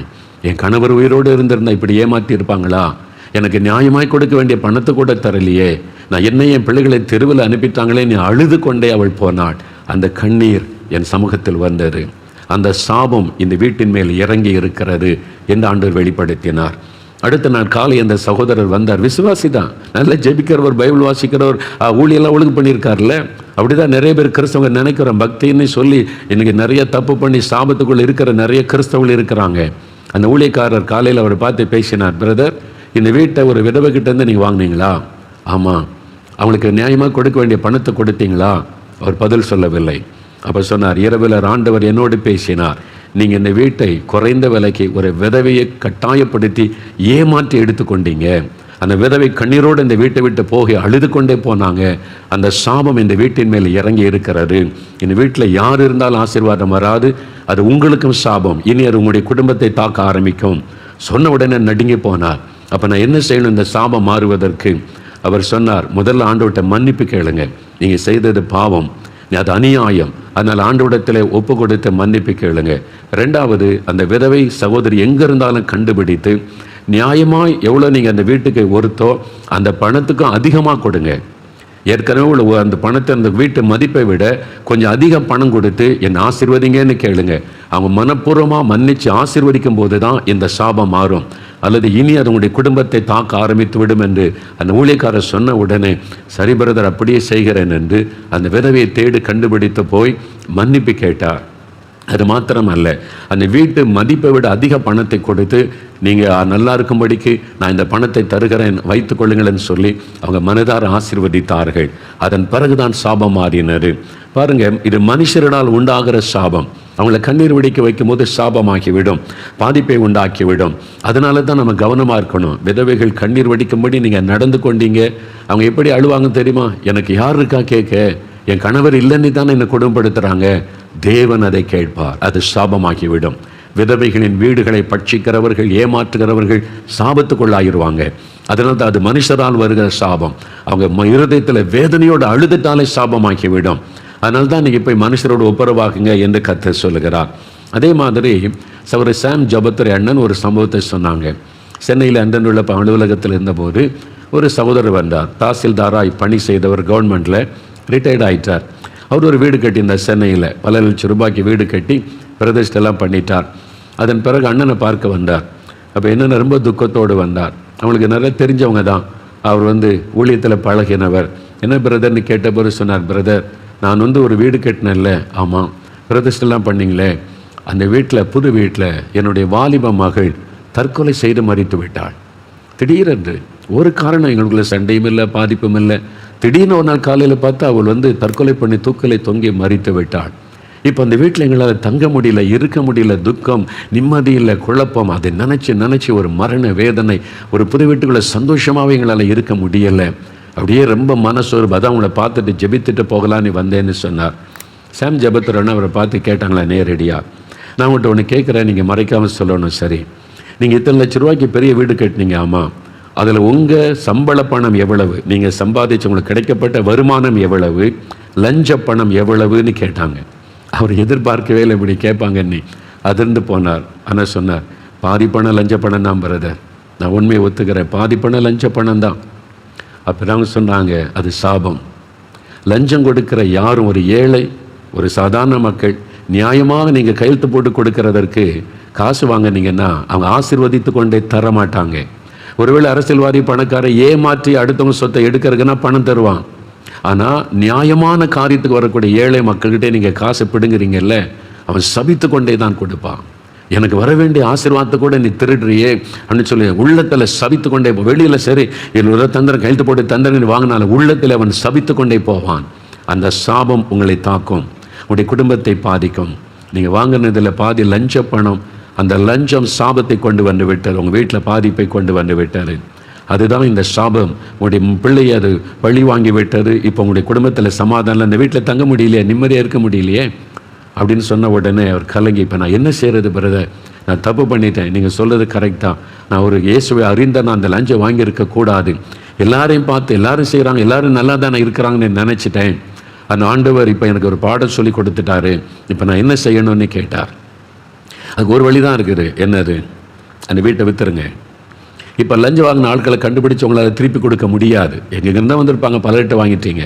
அதனால் பாதி பணம் லஞ்ச பணம், அந்த லஞ்ச வாங்கின பாதி பணத்தை ஏழைகளுக்கும் மற்றவங்களுக்கும் கொடுத்துருங்க. மீதி உள்ள பணத்தில் சின்னதாக ஒரு வீடு கட்டி நீங்கள் இருங்க, அது ஆசீர்வாதமாக இருக்கும், அங்கே நிம்மதியாக குடியிருக்கலாம். அதுதான் ஆலோசனை. சரி பிரதர்னு போனார். அதனால தான் சொல்ல, லஞ்சம் வாங்குறவங்க, அரசியல்வாதிகள், ஊழல் பண்ணுறவங்க, நீ என்ன தான் பக்தியாக சாமி கும்பிட்டாலும், எத்தனை லட்சம் செலவு பண்ணி பூஜை புனஸ்காரம் மறுபடியும் செஞ்சாலும் சாபம் போகாது. உன்னுடைய சந்ததி அதை தாக்கிவிடும், பாதிப்பை கொண்டு வரும், ஒரு அவமான நிந்தை வேதனையை கொண்டு வந்துவிடும். பாருங்களேன், முன்னால் பெரிய அரசியல் தலைவர்களாக இருந்தவங்க இப்போ அவமான நிந்தை அசிங்க மக்கள் பரிகாசமாய் பேசக்கூடிய நிலைமையில் அவங்களுடைய வாழ்க்கை மாறிவிட்டதை பார்க்குறீங்கல்ல. அப்போ அது ஒரு பெரிய ஒரு மன உளைச்சலை கொடுக்கும், நிம்மதியை கெடுத்துரும். அவங்களால நிம்மதியை தூங்க முடியாது, இருக்க முடியாது. அதனால தான் எப்போவுமே பாருங்களேன், ஒரு ரவுண்டில் ஆள் வச்சுக்கிட்டே இருப்பாங்க, தனியாகவே போக மாட்டாங்க. அவங்க எப்போவுமே கூட ஆள், ராத்திரி தூங்கு வரைக்கும் அவங்க கூட ஆள் இருந்துக்கிட்டே இருப்பாங்க. தனிமை உணர்வு வரும்போது தான் மனசாட்சி வாதிக்க ஆரம்பிக்கும், நிம்மதி போயிடும், சந்தோஷம் போயிடும். இதான் உண்மை. நிறைய இப்போ சாபத்தினுடைய பாதிப்பு எல்லாருக்கும் ஒரே மாதிரி இருக்காது. அதனால் லஞ்சம் வாங்குற எல்லாரும் வீட்லையும் தற்கொலை பண்ணி சாக மாட்டாங்க. சிலருக்கு அது வியாதியாக வரும், சிலருக்கு அது மனக்குழப்பம், டிப்ரெஷன் ஆகிவிடும், சிலருக்கு அவங்களுடைய குடும்பத்தில் சமாதானமற்ற சூழ்நிலை, ஒரு நரக மாதிரி குடும்பம் மாறிவிடும், சிலருக்கு அவங்களுடைய பிள்ளைகளால் அவமான நிந்தைகள் வரும்படி பிள்ளைகள் தாறுமாறாய் நடக்க ஆரம்பிச்சிருவாங்க. அந்த சாபத்தினுடைய விளைவு பல விதங்களிலே தாக்குதலை உண்டாக்கும். ஒரே மாதிரி அது தாக்குதலை கொண்டு வராது. அதுதான் அறிந்து கொள்ளுங்க. அதனால தான் நிறைய பேர் துணிந்து செய்வது. அதனால் அந்த சாபம் சிலருக்கு அடுத்த தலைமுறையிலேருந்து பாதிப்பை ஆரம்பிக்கும், இவங்க வரைக்கும் போயிடும், இவங்க அடுத்த தலைமுறையிலேருந்து பாதிப்பை உண்டாக்கிவிடும். அதனால் மனுஷரால் வரக்கூடிய சாபம் இருக்கிறாரு. உங்களால் ஒருவர் பாதிக்கப்பட்டவங்க சபிச்சா அது உங்களை பாதித்து விடும். லஞ்சம் வாங்கி ஊழல் பண்ணால் உங்களுக்கு சாபத்தை கொண்டு வந்து விடும். அப்போ இதுலேருந்தெல்லாம் நீங்கள் விடுதலை பெறாவிட்டால் மனக்குழப்பம், வியாதி, டிப்ரெஷன், மரண பயம் பாதித்து கொண்டே இருக்கும். நிம்மதியாக இருக்க முடியாது, வீட்டுக்குள்ளே வந்தால் நிம்மதியாக இருக்க முடியாது. அதனால் தான் நிறைய பேர் வெளியவே சுற்றிக்கிட்டு இருப்பாங்க. பார்த்தீங்களா, 12 மணிக்கு வீட்டுக்கு வந்து எல்லா தூங்கின பிறகு போதையில் தூங்கிட்டு காலையில் எழும்பி கூட்டத்தோடு போயிடுறது, அவ்வளோதான். நீங்கள் யோசித்து பாருங்கள், நிறைய பேருடைய லைஃப் பக்கத்தில் நெருங்கி விசாரித்து பார்த்தீங்கன்னா அவனுடைய நிலைமை ரொம்ப பரிதாபம். நீங்கள் அரசாங்க அதிகாரிகளாக இருந்தால் நீங்கள் உண்மையாக இருக்கிறவங்க பாருங்கள், சந்தோஷமாக இருப்பாங்க. அவங்களுக்கு சில சமயம் ப்ரொமோஷன் கிடைக்காது, பொய்யான பழி சொல்லி திட்டுவாங்க. ஆனால் அவங்க நிம்மதியாக சந்தோஷமாக மகிழ்ச்சியாக அவங்க குடும்பம்லாம் இருக்கும், வர சம்பளத்தில் சந்தோஷமாக வாழ்வாங்க. இந்த கிம்பளை வாங்குறாங்க பாருங்கள், ஆஸ்பத்திரிக்கு போவாங்க, வீண் செலவு பண்ணுவாங்க, எல்லா செலவு ஓட்டப்பையில் போட்ட மாதிரி போய்கிட்டே இருக்கும். பயம், எப்போ நம்மளை சிபிஐ வருமோ அல்லது அமலாக்கத்துறை வருமோ, பிடிச்சிருவாங்களோ, பயம், கலக்கெல்லாம் இருக்கும். எதுக்கு இந்த சாபத்தில் வாழணும்? நிம்மதியாக சந்தோஷமாக வாழத்தானே ஆண்டவர் வச்சிருக்கிறாரு. இந்த காரியத்திலேருந்து நம்ம விடுதலை பெற்றுக்கொள்ளணும். ஒருவேளை நான் இப்படிலாம் நான் தப்பு பண்ணிட்டேன், என்ன செய்கிறது? இன்றைக்கி அதுக்கு தான் செபிக்க போகிறோம். விடுதலை பெற என்னன்னு சொல்ல போகிறேன். மூன்றாவது இன்னொரு காரியம் இருக்குது, தங்களுக்கு தாங்களே வரவழைத்து கொள்ளும் சாபங்கள். முதல்ல கடவுளிடத்திலிருந்து வரக்கூடிய சாபம், ரெண்டாவது மனுஷரால் வரக்கூடிய சாபம், மூன்றாவது தங்களுக்கு தாங்களே வருவித்து கொள்ளுகிற சாபம். அப்படி ஒன்று இருக்குதா? மத்தேயு 27 அதிகாரம் எடுங்க, வேத புஸ்தகத்தில் புதிய ஏற்பாட்டில் மத்தேயு 27 அதிகாரம் 25வது வசனம் பாருங்கள். பைபிளை திருப்பங்க, உங்களுக்கு விளங்கும். மத்தேயு 27 அதிகாரம் 25வது வசனம். அதான் 45வது பக்கம் புதிய ஏற்பாட்டில் இயேசு கிறிஸ்து குற்றமற்றவர், அவரிடத்தில் ஒரு பாவத்தையும் காணவில்லைன்னு சொல்லி பிலாத்து என்கிற கவர்னர் சொல்கிறார், ரோம கவர்னர். நான் விசாரிச்சுட்டேன், இவர்கிட்ட ஒரு தப்பும் இல்லையேன்னா இந்த யூத மத தலைவர்கள் வேதபாரகர், பரிசெயர், அந்த லீடர்ஸ் எல்லாருமே போய் இல்லை இவனை சிலுவையில் அறையணும், இவனை கொல்லணும், ரத்த சிந்தி இவன் மறிக்கணும்னு சொல்கிறாங்க இயேசுவை. கவர்னர் சொல்கிறார், இவர் தப்பே பண்ணலையே, மரணத்துக்கு எதுவான ஒரு குற்றமே இல்லையே, நான் இப்படி இவர் மரண தண்டனை கொடுக்கறாரு? அதெல்லாம் தெரியாது. நீர் அவருக்கு மரண தண்டனை கொடுக்காட்டா நாங்கள் ராயனுக்கு சீசருக்கு நாங்கள் தெரியப்படுத்துவோம், உன் பதவி போயிடும். அப்போ பதவி போய்விடும் என்பதற்காக அந்த பிலாத்து செய்கிறான், சரி இந்த ஆள் குற்றமற்றவர் தெரியுது, ஆனால் அவர் சிலுவையில் அறைந்தால் அது இரத்தப்பழி, இந்த இரத்தப்பழி என் மேலே இல்லை, கை கழுவிட்டு நீ உங்கள் பாடு, அதனால் இவனுடைய இரத்தப்பழிக்கு நான் பாத்திரம் நல்லன்னு கை கழுவிட்டார். உடனே இந்த யூத மத தலைவர்கள் லீடர் சொல்கிறாங்க பாருங்கள் 25ஆம் வசனம், அதற்கு ஜனங்கள் எல்லாரும் அவங்க தூண்டி விட்டாங்களே லீடர்ஸ் எல்லாம் சேர்ந்து, இவனுடைய இரத்தப்பழி எங்கள் மேலும் எங்கள் பிள்ளைகள் மேலும் இருப்பதாக என்று சொன்னார்கள். பாருங்கள், யூத மத தலைவர்களும் மக்களும் சொல்கிறாங்க, இயேசுனுடைய இரத்தப்பழி எங்கள் மேலே வரட்டும். இல்லைங்க இவன் பாவமே செய்யலைங்க, ஒரு குற்றமே செய்யலை, அவனை போய் சிலுவையில் அறிய சொல்கிறீங்க, அதெல்லாம் இல்லை, இரத்தப்பழி எங்கள் மேலே வரட்டும், பரவாயில்ல, அவர் கொன்னுருங்க என்பதாய் சொல்கிறாங்க. பார்த்தீங்களா, குற்றமில்லாத ஒரு ரத்தத்தை சிந்த வச்சு கொல்லுவதற்கு அவங்க சொல்கிறாங்க எங்கள் மேலே வரட்டும், எங்கள் பிள்ளைகள் மேலே வரட்டும்னு யூதர்கள் சாபத்தை தங்களுக்கு தாங்களே வருவித்து கொண்டாங்க. இதான் தங்களுக்கு தாங்களே சாபத்தை வருவித்து கொள்ளுவது, தங்களுக்கு தாங்களே வருவித்து கொண்ட அதனுடைய விளைவு கிபி 70 இயேசு சிலுவையில் அறையப்பட்ட 40வது வருஷத்தில் ரோமருடைய படைகள், தீத்துராயுடைய படைகள் எருசலேமை முற்றுகையிட்டது. லட்சக்கணக்கான யூதர்கள் கொல்லப்பட்டார்கள். எருசலேம் வீதிகளில் இரத்த ஆறு ஓடினது. குழந்தைகளை தரையில் மோதி அடித்து கொண்டார்கள். இது சரித்திரம். கிபி 70 ரத்த ஆறு எருசலேமில் ஓடினது. அவங்க தானே சொன்னாங்க இவருடைய இரத்தப்பழி எங்கள் மேலே வரட்டும்னு, எங்கள் சந்ததியின் மேலே வரட்டும்னு சொன்னாங்க. அதனால தான் இன்றைக்கு வரைக்கும் யூதர்களுக்கு அந்த சாபம் தொடர்ந்து கொண்டே இருக்கிறதை பார்க்க முடிகிறது. அதனால தான் பாருங்கள் 19ஆம் நூற்றாண்டு வரைக்கும், 19ஆம் நூற்றாண்டில் ஹிட்லர், ஜெர்மனி அந்த சர்வாதிகாரி ஹிட்லர் பாருங்கள் லட்சக்கணக்கான யூதர்களை கொன்று குவித்தான். உலகத்திலே அதிகமான இப்படி கொல்லப்பட்டவங்க யூதர்கள் தான். ஏன்னா அந்த இரத்தப்பழி அவங்க எங்கள் மேலே எங்கள் பிள்ளைகள் மேலே வரட்டும்னு அவங்கள ஏற்றுக்கொண்டாங்க. அவனுடைய வாயினால். நீதிமொழிகள் 18:21 வாசிங்க, பைபிளை திருப்புங்க. நீதிமொழிகள் 18ஆம் அதிகாரம் 21வது வசனம் பாருங்க. மரணமும் ஜீவனும் நாவின் அதிகாரத்தில் இருக்கும். மரணமும் ஜீவனும் நம்முடைய நாவின் வார்த்தையில் அதிகாரத்தில் இருக்கிறது. நம்முடைய வார்த்தையில் மரணமும் இருக்கிறது, ஜீவனும் இருக்கிறது. அதனால் வாயின் வார்த்தைகளை குறித்து ஜாக்கிரதையாக இருக்கணும். நிறைய பேர் இந்த வாயின் வார்த்தையினால தங்களுக்கு சாபத்தை தேடிக்கொள்ளுவாங்க. ஆனால் தான் வாயின் வார்த்தையுடைய பேச்சு சுருக்கமாக இருக்கணும், கவனமாக இருக்கணும். வேதம் எச்சரிக்கிறாரு, கண்டதையும் பேசக்கூடாது, இஷ்டப்படி பேசக்கூடாது, அது உங்களுக்கு சாபமாகிவிடும். உங்களுடைய வாயின் வார்த்தையில் மரணமும் இருக்குது, ஜீவனும் இருக்கிறது. ஒரு சமயம் ஒரு சகோதரி எனக்கு கடிதம் எழுதியிருந்தாங்க. அவங்க என்னென்னா, அவங்களுக்கு திருமணம் ஆயிற்று, நல்ல ரட்சிக்கப்பட்ட சகோதரி. அவருக்கு கணவர் கிறிஸ்தவர் தான். திருமணம் ஆயிற்று, அவங்களை கர்த்தர் ஆசீர்வதித்தார், அவங்க கர்ப்பம் தரித்தார்கள். ரொம்ப சந்தோஷமாக கணவர் விட்டு கர்த்தர் என் கர்ப்பத்தை ஆசீர்வதித்து விட்டார்னு சொன்ன உடனே கணவர் என்ன வார்த்தை சொன்னார் தெரியுமா? இந்த குழந்தை வேண்டாம்,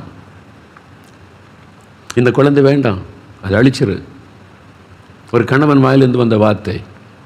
அவங்க சொல்கிறாங்க, என்ன இப்படி சொல்கிறீங்க? குழந்தை என்பது கர்த்தர் கொடுக்குற ஆசீர்வாதம், ஆண்டவர் கொடுக்குற ஆசீர்வாதம், அதை அழிக்கக்கூடாது. அவர் சொன்னார், இல்லை இப்போ வேண்டாம், நமக்கு கொஞ்சம் 5 வருஷம் கழிக்கட்டும், நம்மெல்லாம் செட்டில் ஆகட்டும், பணம்லாம் சம்பாதிச்சு செட்டில் ஆன பிறகு குழந்தை பிறந்தா போதும், இப்போ வேண்டாம், 5 வருஷம் கழித்து கடிச்சா போதும், இந்த குழந்தை அழிச்சிரு, குழந்தை வேண்டாம். அவங்க சொன்னாங்க, அப்படி முடியாது, இது கர்த்தர் கொடுத்தது, அது அழிச்சா அது பாவம், உருவான குழந்தை அழிப்பது பாவம்னு இந்த சகோதரி போராடுறாங்க. ஆனால் அந்த கணவர் விடலை. கிறிஸ்தவராக இருந்து துணிகரமாக தினம் வாதிப்பு, மனைவியை வாதிச்சு நீ குழந்தை அழிக்கலாம், டைவர்ஸ் பண்ணிடுவேன், என் கூட வாழ முடியாதெல்லாம் சொல்லி பயங்கரமாக தொந்தரவு கட்டாயப்படுத்தி ஆஸ்பத்திரிக்கு கொண்டு போய் கர்ப்பத்தை அழித்து விட்டார். அவங்களுக்கு ரொம்ப துக்கம், ஆண்டவர் கொடுத்த ஒரு ஆசீர்வாதத்தை இந்த ஆள் வேண்டாம் என்று அழித்து விட்டாரே என்று. ஆனால் அவருடைய தொந்தரவு அவரே போய் கட்டாயப்படுத்தி கொண்டு போய் அவளை வேதனைப்படுத்தி அழித்து விட்டார். இப்போது 5 வருஷம் கழித்து பெற்றுக்கலான்னு சொன்னார்ல, 15 வருஷம் ஆகிவிட்டார், குழந்தை இல்லை. இப்போ எத்தனையோ ஆஸ்பத்திரி எங்கெங்கே கூட்டிகிட்டு போகிறார், குழந்தை இல்லை. அந்த சகோதரி எனக்கு கடிதம் எழுதும்போது அந்த கடிதத்தில் சொல்லியிருந்தாங்க, பிரதர் எவ்வளவோ நான் அழுதேன், கெஞ்சின் அவர்கிட்ட இது தப்பு, இதை பாவம் வேண்டான்னு சொல்லி அவர் கேட்கலை. அந்த வேண்டாம் இந்த குழந்தைன்னார். அவருடைய வாயின் வார்த்தையின்படி இன்றைக்கு வரைக்கும் எங்கள் குழந்தை தரல ஆண்டவர், நீ தானே சொன்ன வேண்டான்னு சொல்லி, நான் கொடுத்த ஆசீர்வாதத்தை வேண்டான்னு இல்லை. 15 வருஷம் ஆகிவிட்ட குழந்தை. இப்போ எனக்கு என் கணவர் மேலே வெறுப்பு வந்து விட்டது, அவரோடு வாழவே எனக்கு பிடிக்கவில்லை, ஒரு சந்தோஷமே இல்லை, இவர் கர்த்தருக்கு விரோதமாய் ஒரு பாவத்தை செய்த மனிதன் என்று அவர் கூட எனக்கு வெறுப்பு தான் காணப்படுகிறது என்று. அதான் உண்மை. அந்த சாபம் பாருங்க, அந்த குடும்பத்தின் சந்தோஷம் சமாதானம் எல்லாம் போய்விட்டது. பணம் இருக்கலாம், கார் இருக்கலாம், வீடு இருக்கலாம், நான் சம்பாதிச்சேன், செட்டில் ஆகிட்டேன்னு சொல்லலாம். சாபம். கர்ப்பத்தில் உருவான குழந்தையை அழிப்பது சாபம். கிறிஸ்தவ பெற்றோர் உங்களுடைய பிள்ளைகளை இதில் கண்டிக்காவிட்டால் நீங்களும் சாபத்துக்கு பங்காளிகள். அதனுடைய விளைவை நீங்கள் சந்திக்க வேண்டியது வரும். உங்களுடைய மகனோ மகளோ இந்த பாவத்தை செய்கிறா கண்டிக்கணும். இது தப்பு, இது ஆண்டவருக்கு விரோதமான பாவம்னு சொல்லணும். நீங்கள் சொல்லாமல் பிள்ளைகளுக்கு ஜால்ரா போட்டிங்கன்னா அந்த சாபம் உங்கள் கண் முன்னால் உங்களுடைய பிள்ளைகளுடைய வாழ்க்கையை அழிவதை நீங்கள் பார்ப்பீங்க. சாபம். எப்படி ஒரு குழந்தை அழிக்க முடியும்?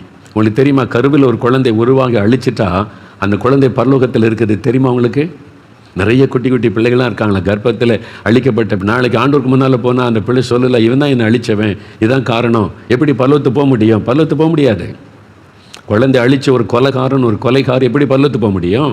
அது கொலை. கருவில் உருவான ஒரு குழந்தை அழிப்பது ஒரு கொலைக்கு சமம். அதனால் அறிந்து கொள்ளுங்க, அந்த சாபத்தை கொண்டது வாயினால் உண்டான சாபம்.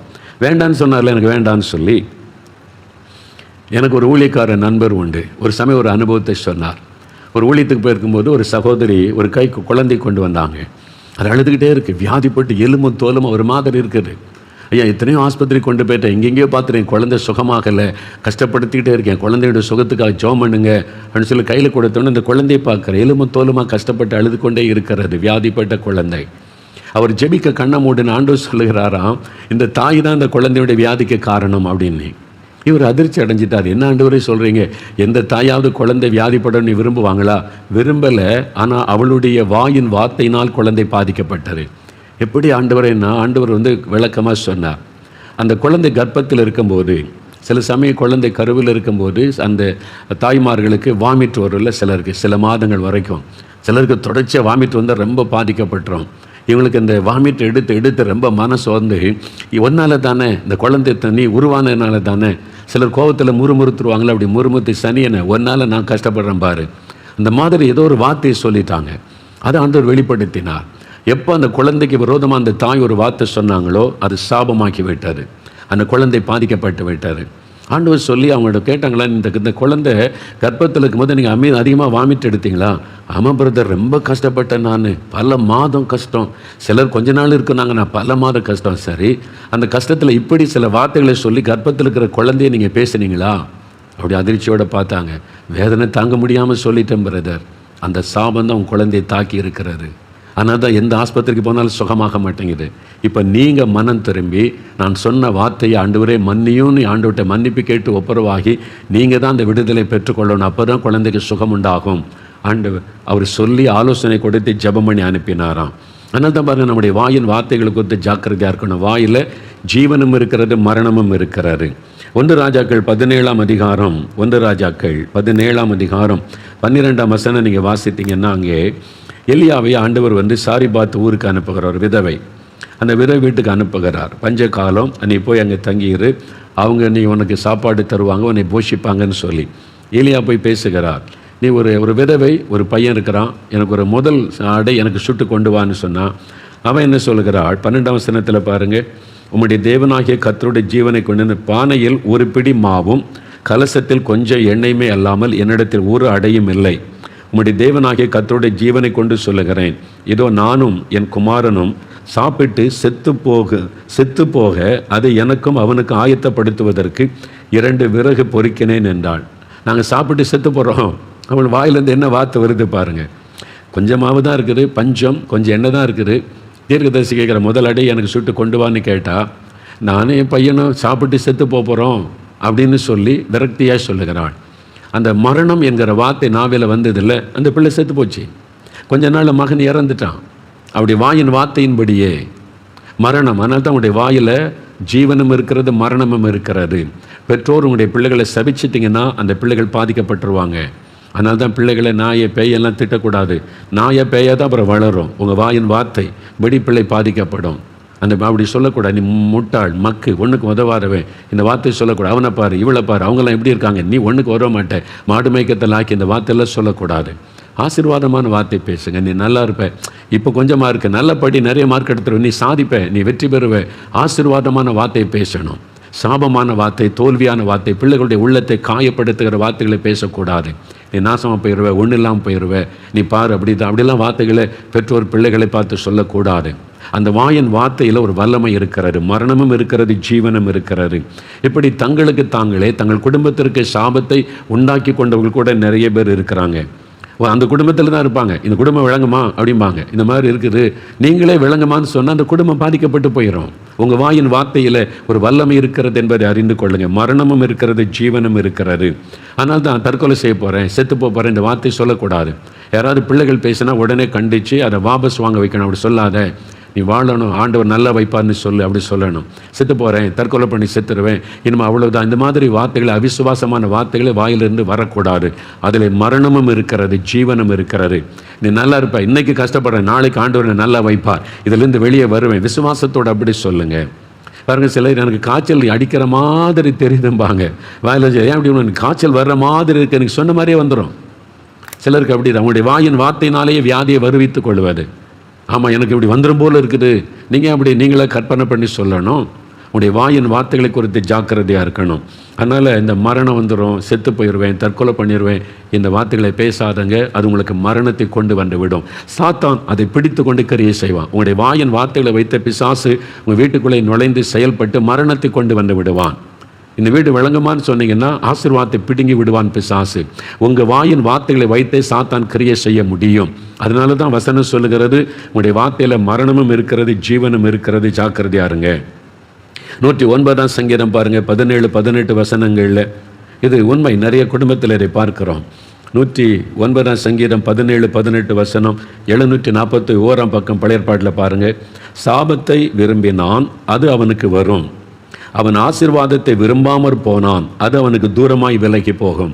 சிலர் சாபத்தை பற்றி பேசுறது, சாபத்தை விரும்புறது. நான் சாபமாக தான் பரவாயில்ல, அவங்க விரும்பி விரும்பி சாபத்துக்குள்ளாயிருவாங்க. சாபத்தை அவன் தனக்கு அங்கியாக உடுத்தி கொண்டான், அது அவன் உள்ளத்தில் தண்ணீரை போலவும் அவன் எலும்புகளில் எண்ணெய் போலவும் பாயும். சாபம் எப்படிலாம் வருது பாருங்கள். அதனால் தான் அந்த வார்த்தையில் இருக்கிற சாபம், அதை குறித்து நீங்கள் கவனமாக எச்சரிக்கையாக இருக்கணும். ஆதியாகமம் 12ஆம் அதிகாரம் 3ஆம் வசனத்தில் ஆபிரகாமை அழைக்கும் போது ஆண்டவர் சொல்கிறாரு, உன்னை ஆசீர்வதிக்கிறவளை நான் ஆசீர்வதிப்பேன், உன்னை சபிக்கிறவனை சபிப்பேன். அப்படின்னா உன்னை சபிக்கிறவன் சபிக்கப்பட்டிருப்பான். சிலரை தேவனை அழைக்கும் போது கர்த்தர் அவளோடு உடன்படிக்கை பண்ணியிருப்பார். ஊழியக்காரனாக, ஒரு விசுவாசியாக, தேவ பிள்ளையாக அழைத்து உடன்படிக்கை பண்ணியிருப்பார். அப்படிப்பட்டவங்களை நீங்கள் சபிச்சிங்க, அவங்க வேதனைப்படும்படி ஏதாவது செய்தீங்கன்னா அந்த சாபம் உங்கள் மேலே, உங்களுடைய குடும்பத்தின் மேலே வந்துடும். அதான் ஆண்டவர் சொல்கிறார், உன்னை சபிக்கிறவன் சபிக்கப்பட்டு போவான் என்று ஆண்டவர் சொல்கிறார். அதான் மிரியாம் செய்கிறார். மிரியாம் எண்ணாகமம் 12ஆம் அதிகாரம் 8ஆம் வசனத்தில் மோசைக்கு விரோதமாய், சொந்த சகோதரி மிரியாம், அவனும் ஒரு தீர்க்கதரிசி, ஊழியக்காரி தான், மோசைக்கு விரோதமாக பேசுகிறாள். ஆண்டவர் சொல்கிறாரு, என் ஊழியக்காரனுக்கு விரோதமாய் பேச உனக்கு பயமில்லாமல் போனது என்ன? உனக்கு எப்படி தைரியம் வந்துச்சு இப்படி பேசுவதற்கு? உடனே சாபமாகி விட்டது. 10வது வசனம் சொல்லுகிறாரு, அவள் குஷ்டரோகி ஆனாள், சாபம் உடனே தாக்கி விட்டாரு. மோசே ஒன்றுமே பேசலை, இருதயத்தில் அவருக்கு வருத்தம், வேதனை. தேவன் அதை கண்டார். தேவனால் அழைக்கப்பட்ட அபிஷேகம் பெற்ற ஒரு ஊழியக்கான நீங்கள் துக்கப்படுத்தினீங்க, அது உங்களுக்கு சாபமாய் மாறிவிடும். உங்களுக்கு தெரியாது, ஆனால் அப்படி உள்ளம் துக்கப்பட்ட, ஒரு வார்த்தையும் பேச தேவையில்லை, அமைதியாக துக்கப்பட்டுட்டாலே உங்களுக்கு சாபமாய் மாறிவிடும். அதனால் பேசுகிற வார்த்தை குறித்து ஜாக்கிரதையாக இருங்க, கவனமாக இருங்க. அது சாபத்தை கொண்டு, அதனால தான் கர்த்தரை முறுமுறுப்பது சாபத்தை கொண்டு வந்துடும். ஆண்டவரை தேடி என்னத்தை கண்டோம், எது கண்டோம், அவ்வளோதான், அப்படிலாம் பேசக்கூடாது. உடைய வாயின் வார்த்தைகளுக்கு எச்சரிக்கையாக இருக்கணும். இது தங்களுக்கு தாங்களே வருவித்து கொள்ளுகிற ஒரு சாபம். சரி, இப்போது தேவனிடத்திலிருந்து சாபம், ஏதோ ஒரு பாவம் செய்துட்ட சாபம், என் முன்னோருடைய பாவத்தினால சாபம் தொடருது. நான் என்னை யாரும் சபிச்சிட்டாங்க, சிலர் என்னால் பாதிக்கப்பட்டு நான் சாபத்துக்குள்ளாயிட்டேன், என் வார்த்தையினாலே எனக்கு சாபம் ஆயிட்டு. இப்போ விடுதலை பெறுவது எப்படி? நான் சாபத்துக்குள்ளே இருக்குது தெரியுது, நான் தப்பு பண்ணிட்டேன், பாவம் செய்துட்டேன், முன்னோருடைய பாவம் சாபமாக தொடருது, அந்த பாதிப்பு வந்துக்கிட்டே இருக்கு. விடுதலை பெறுவது எப்படி? இதுதான் முக்கியம். நல்லா கவனிங்க, சாபத்திலிருந்து விடுதலை பெறுவது எப்படி? கலாத்தியர் 3ஆம் அதிகாரம் 13ஆம் வசனம் எடுத்துக்கொள்ளுங்க. நான் உங்களுக்கு சொல்கிறேன். இப்போ தான் முக்கியமான நேரம், நல்லா கவனிங்க. ஏதோ ஒரு விதத்தில் சாபத்துக்குள் ஆயிட்டீங்க, சாபம் குடும்பத்தை தாக்கி இருக்குது, ஒரு ஆசீர்வாதமும் இல்லை, நன்மையும் இல்லை, சாபத்தினால் வந்த வியாதி தொடர்ந்துக்கிட்டே இருக்கு, சாபத்தினால் வந்த தரித்திரம் தொடருது, கடன் பிரச்சனை தொடருது, பயமும் கலக்கமும் ஒரு வெறுப்பும் கசப்பும் காணப்படுது, நிம்மதியே இல்லை, ஒரு ஆசீர்வாதம் வீட்டில் இல்லை. இப்போ இதிலிருந்து விடுதலை பெற்று ஆசீர்வாதமாக இருப்பது எப்படி? அதான் சொல்லித்தரேன் உங்களுக்கு. ஒரு 4 காரியம் நல்ல கவனமாக கேட்டு நம்ம ஜெபிக்க போகிறோம். நல்ல கவனிங்க. முதலாவது, விசுவாசிக்கணும். விசுவாசியுங்கள். எதை விசுவாசிக்கணும்? இயேசு கிறிஸ்து எனக்காக சிலுவையில் சாபம் ஆனார், அவர் என் சாபத்தை மாற்ற வல்லமை உள்ளவர் என்று விசுவாசிக்கணும். கலாத்தியர் 3:13 வேத புஸ்தகத்தில் புதிய ஏற்பாட்டில் 259 பக்கம் 3:13 பாருங்கள். மரத்திலே தூக்கப்பட்ட எவனும் சபிக்கப்பட்டவன் என்று எழுதியிருக்கிறபடி கிறிஸ்து நமக்காக சாபமாகி நியாயப்பிரமாணத்தின் சாபத்திற்கு நம்மை நீங்களாக்கி மீட்டு கொண்டார். கிறிஸ்து நமக்காக சிலுவையில் சாபமானார். இதுதான் நீங்கள் விசுவாசிக்கணும். இந்த சாபத்திலிருந்து விடுதலை பெற ஒரே வழி, பணம் கொடுத்தெல்லாம் சாபத்திலிருந்து விடுதலை பெற முடியாது. தான தர்மம் பண்ணிலாம் சாபத்திலிருந்து விடுதலை பெற முடியாது. சாபத்துக்கு நீ பரிகாரம் பண செலவு பண்ணிலாம் நீங்கள் மாற முடியாது. உங்களுக்காக சிலுவையில் சாபமான ஒருவர் இருக்கிறார். அவரால் தான் உங்களுடைய சாபத்தை ஆசீர்வாதமாய் மாற்ற முடியும். சாபத்தினுடைய வல்லமையை முறிக்க முடியும். சாபத்திலிருந்து விடுதலை கொடுக்க முடியும். ஏன்? இயேசு சிலுவையிலே நமக்காக சாபம் ஆனார் என்று வேதம் சொல்லுகிறது. அதை நீங்கள் விசுவாசிக்கணும். அவ்வளோதான். எப்படி சொல்கிறீங்க அப்படின்னு கேட்டிங்கன்னா, மத்தேயு 27:29-30 நீங்கள் வாசிக்கும்போது, இயேசுவை சிலுவையில் அறையப்பதற்கு முன்பாக ரோம போர் சேவகர்கள் அவரை அடித்து காயப்படுத்தி சிறுமைப்படுத்தி வேதனைப்படுத்தி கொண்டிருந்தாங்க. வாரினால் அடித்து ரத்தம் சிந்தப்பட்டு கொண்டிருந்தது. அந்த சமயத்தில் 29-30 பாருங்கள். முள்ளுகளால் ஒரு முடியை பின்னி இயேசுவின் சிரசின் மேல் வைத்து அவர் வலது கையில் ஒரு கோலை கொடுத்து இயேசுவுக்கு முன்பாக முழங்காற்படியிட்டு யூதருடைய ராஜாவே வாழ்க என்று அவரை பரியாசம் பண்ணினார்கள். 30 இயேசுவின் மேல் துப்பி அந்த கோலை எடுத்து அவர் சிரசில் அடித்தார்கள். முள்ளுகளினால் ஒரு முடியை பின்னி, இவர் ராஜான்னு சொல்கிறாங்களே மக்கள் எல்லாம், ராஜாவுக்கு கிரீடம் வைப்பன்னு முள்ளுகளால் ஒரு முடியை பின்னி தலையில் வச்சு கோலை வச்சு அடிக்கிறாங்க. அந்த முற்கள் தலையில் அப்படியே பதிகிறது. இஸ்ரவேல் தேசத்தில் பலவிதமான முற்கள் இருக்கிறது. அதிலே ஒரு முள் பினா கிறிஸ்டி என்கிற முள்ளாம். அதை பற்றி சாம் ஜபத்ரன் புஸ்தகத்தில் எழுதியிருக்கிறாங்க. இந்த முள்ளுக்கு பேர் பினா கிறிஸ்டி அப்படின்னு பேராம். அந்த முள் பார்த்திங்கன்னா, நான் அங்கே போயிருக்கும்போது நான் பார்த்தேன், ஆணி மாதிரி இருக்குது அந்த முள். அப்படியே அவ்வளோ ஸ்ட்ராங். அது சாதாரணமாக உடையாத முள், அப்படி ஸ்ட்ராங் ஆணி மாதிரி இருக்குது. அந்த முள்ளை தலையில் வச்சு அந்த முள்முடியை வச்சு கோலினால் அடித்தா அந்த முற்கள் அப்படியே தலைக்குள்ளே பதிந்து முகமெல்லாம் இயேசுடைய முகமெல்லாம் ரத்தம் அடிக்கிறாரு. அது மாத்திரம் இல்லை, அந்த முற்கள் விஷத்தன்மை உள்ளது.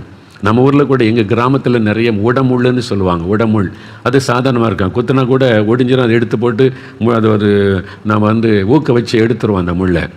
ஆனால் காரமுள்ளுன்னு ஒரு முள் இருக்குது, அது பேர் காரமுள்ளுன்னு சொல்லுவாங்க. அது ஆணி மாதிரி இருக்கும். அது குத்திச்சுன்னு வைங்களேன், விஷம் ஏறின மாதிரி இருக்கும், உடம்பில் அவ்வளோ வலி இருக்கும். அந்த விஷயத்தை முறிக்க நான் சின்ன பெண்ணாக இருக்கும் போதெல்லாம் இங்கே பாட்டி அந்த முள்ளை எடுத்துட்டு எண்ணெயை காய்ச்சி அந்த காயத்தில் ஊற்றுவாங்க. எதுக்குன்னா விஷத்தை முறிக்கணும், இல்லைன்னா அந்த விஷம் உங்களுடைய காலில் இருக்கும் என்று. அந்த முள்ளில் கூட விஷம் இருக்கிறாரு. கிராமத்தில் உள்ளவங்களுக்கு அது தெரியும். நான் அதை பார்த்துருக்கேன், சின்ன வயசில் அனுபவிச்சிருக்கிறேன். இப்போ இயேசுடைய தலையிலே முள், அது விஷத்தன்மை உள்ள முள். அந்த குத்தி அந்த முட்கள் உள்ள பதிந்து முகமெல்லாம் ரத்தம் தலையிலிருந்து வடிகிறது. அந்த விஷம் அவருடைய உடம்பெல்லாம் பரவி அவருடைய உடல் முழுவதையும் வேதனைப்படுத்துகிறது. சாபம் அப்படித்தான், ஒரு விஷம் போல பரவிடும் நம்முடைய உடம்புல, நம்முடைய குடும்பத்துக்குள்ள, நம்முடைய வாழ்க்கையில் அப்படியே ஒரு விஷம் போல பரவி அழித்து விடக்கூடியது இந்த சாபம். அப்போ அந்த சாபம், இந்த மக்கள் மேலே இருக்கிற சாபம் என் மேலே வரட்டும். நான் சிருஷ்டித்த மக்கள் சாத்தான் பாவத்துக்குள்ளாக்கி சாபத்தை கொண்டு வந்துட்டான். என் ஜனத்தை சாபத்திலிருந்து நான் விடுதலையாக்கணுமே, இந்த சாபம் என் மேலே வரட்டும், என் தலையில் ஏற்றுக்கொள்கிறேன் என்று முழு உலக மக்களின் சாபங்களை தன்மேலே இயேசு ஏற்றுக்கொண்டு சிலுவையிலே சாபம் ஆனார் என்று வசனம் சொல்லுகிறது. முற்கள் சாபத்தை குறைக்குன்னு சொன்னல. ஆதியாகமம் 3:17-18 ஆண்டவர் முதலாவது இந்த உலகத்தை உண்டாக்கும் போது முற்களை உண்டாக்கவே இல்லை. பணம், பழ வர்க்கங்கள், பூக்கள், மலர்கள், மனிதனுக்கு ஆசீர்வாதமான மூலிகைகளை உண்டாக்கினான்னு பைபிளில் இருக்கு. முற்கள் உண்டாக்கப்படலை. மனிதன் பாவம் செய்து சாத்தான் சாபத்தை பூமியில கொண்டு வந்தபோது பூமி சபிக்கப்பட்டது. அப்போதான் பூமியில முற்கள் முளைக்க ஆரம்பித்தது என்று வேதம் சொல்லுகிறது. அப்போ முற்கள் சாபத்தை குறிக்கும்.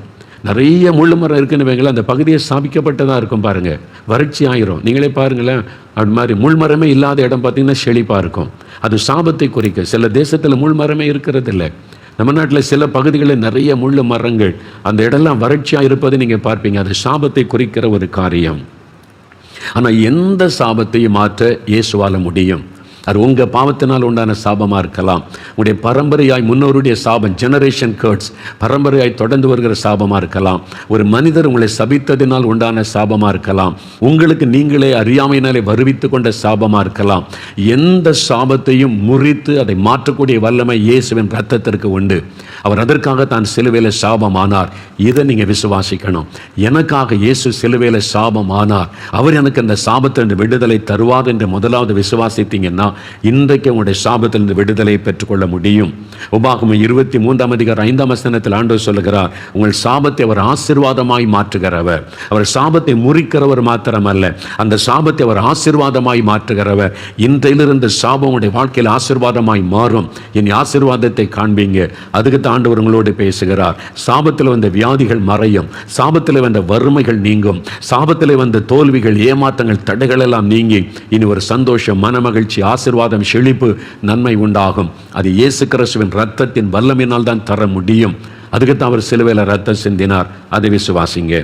ரெண்டாவது, நீங்கள் விசுவாசிக்கிறீங்க, அதே சமயத்தில் மனம் திரும்பணும். எதனால் இந்த சாபம் வந்தது?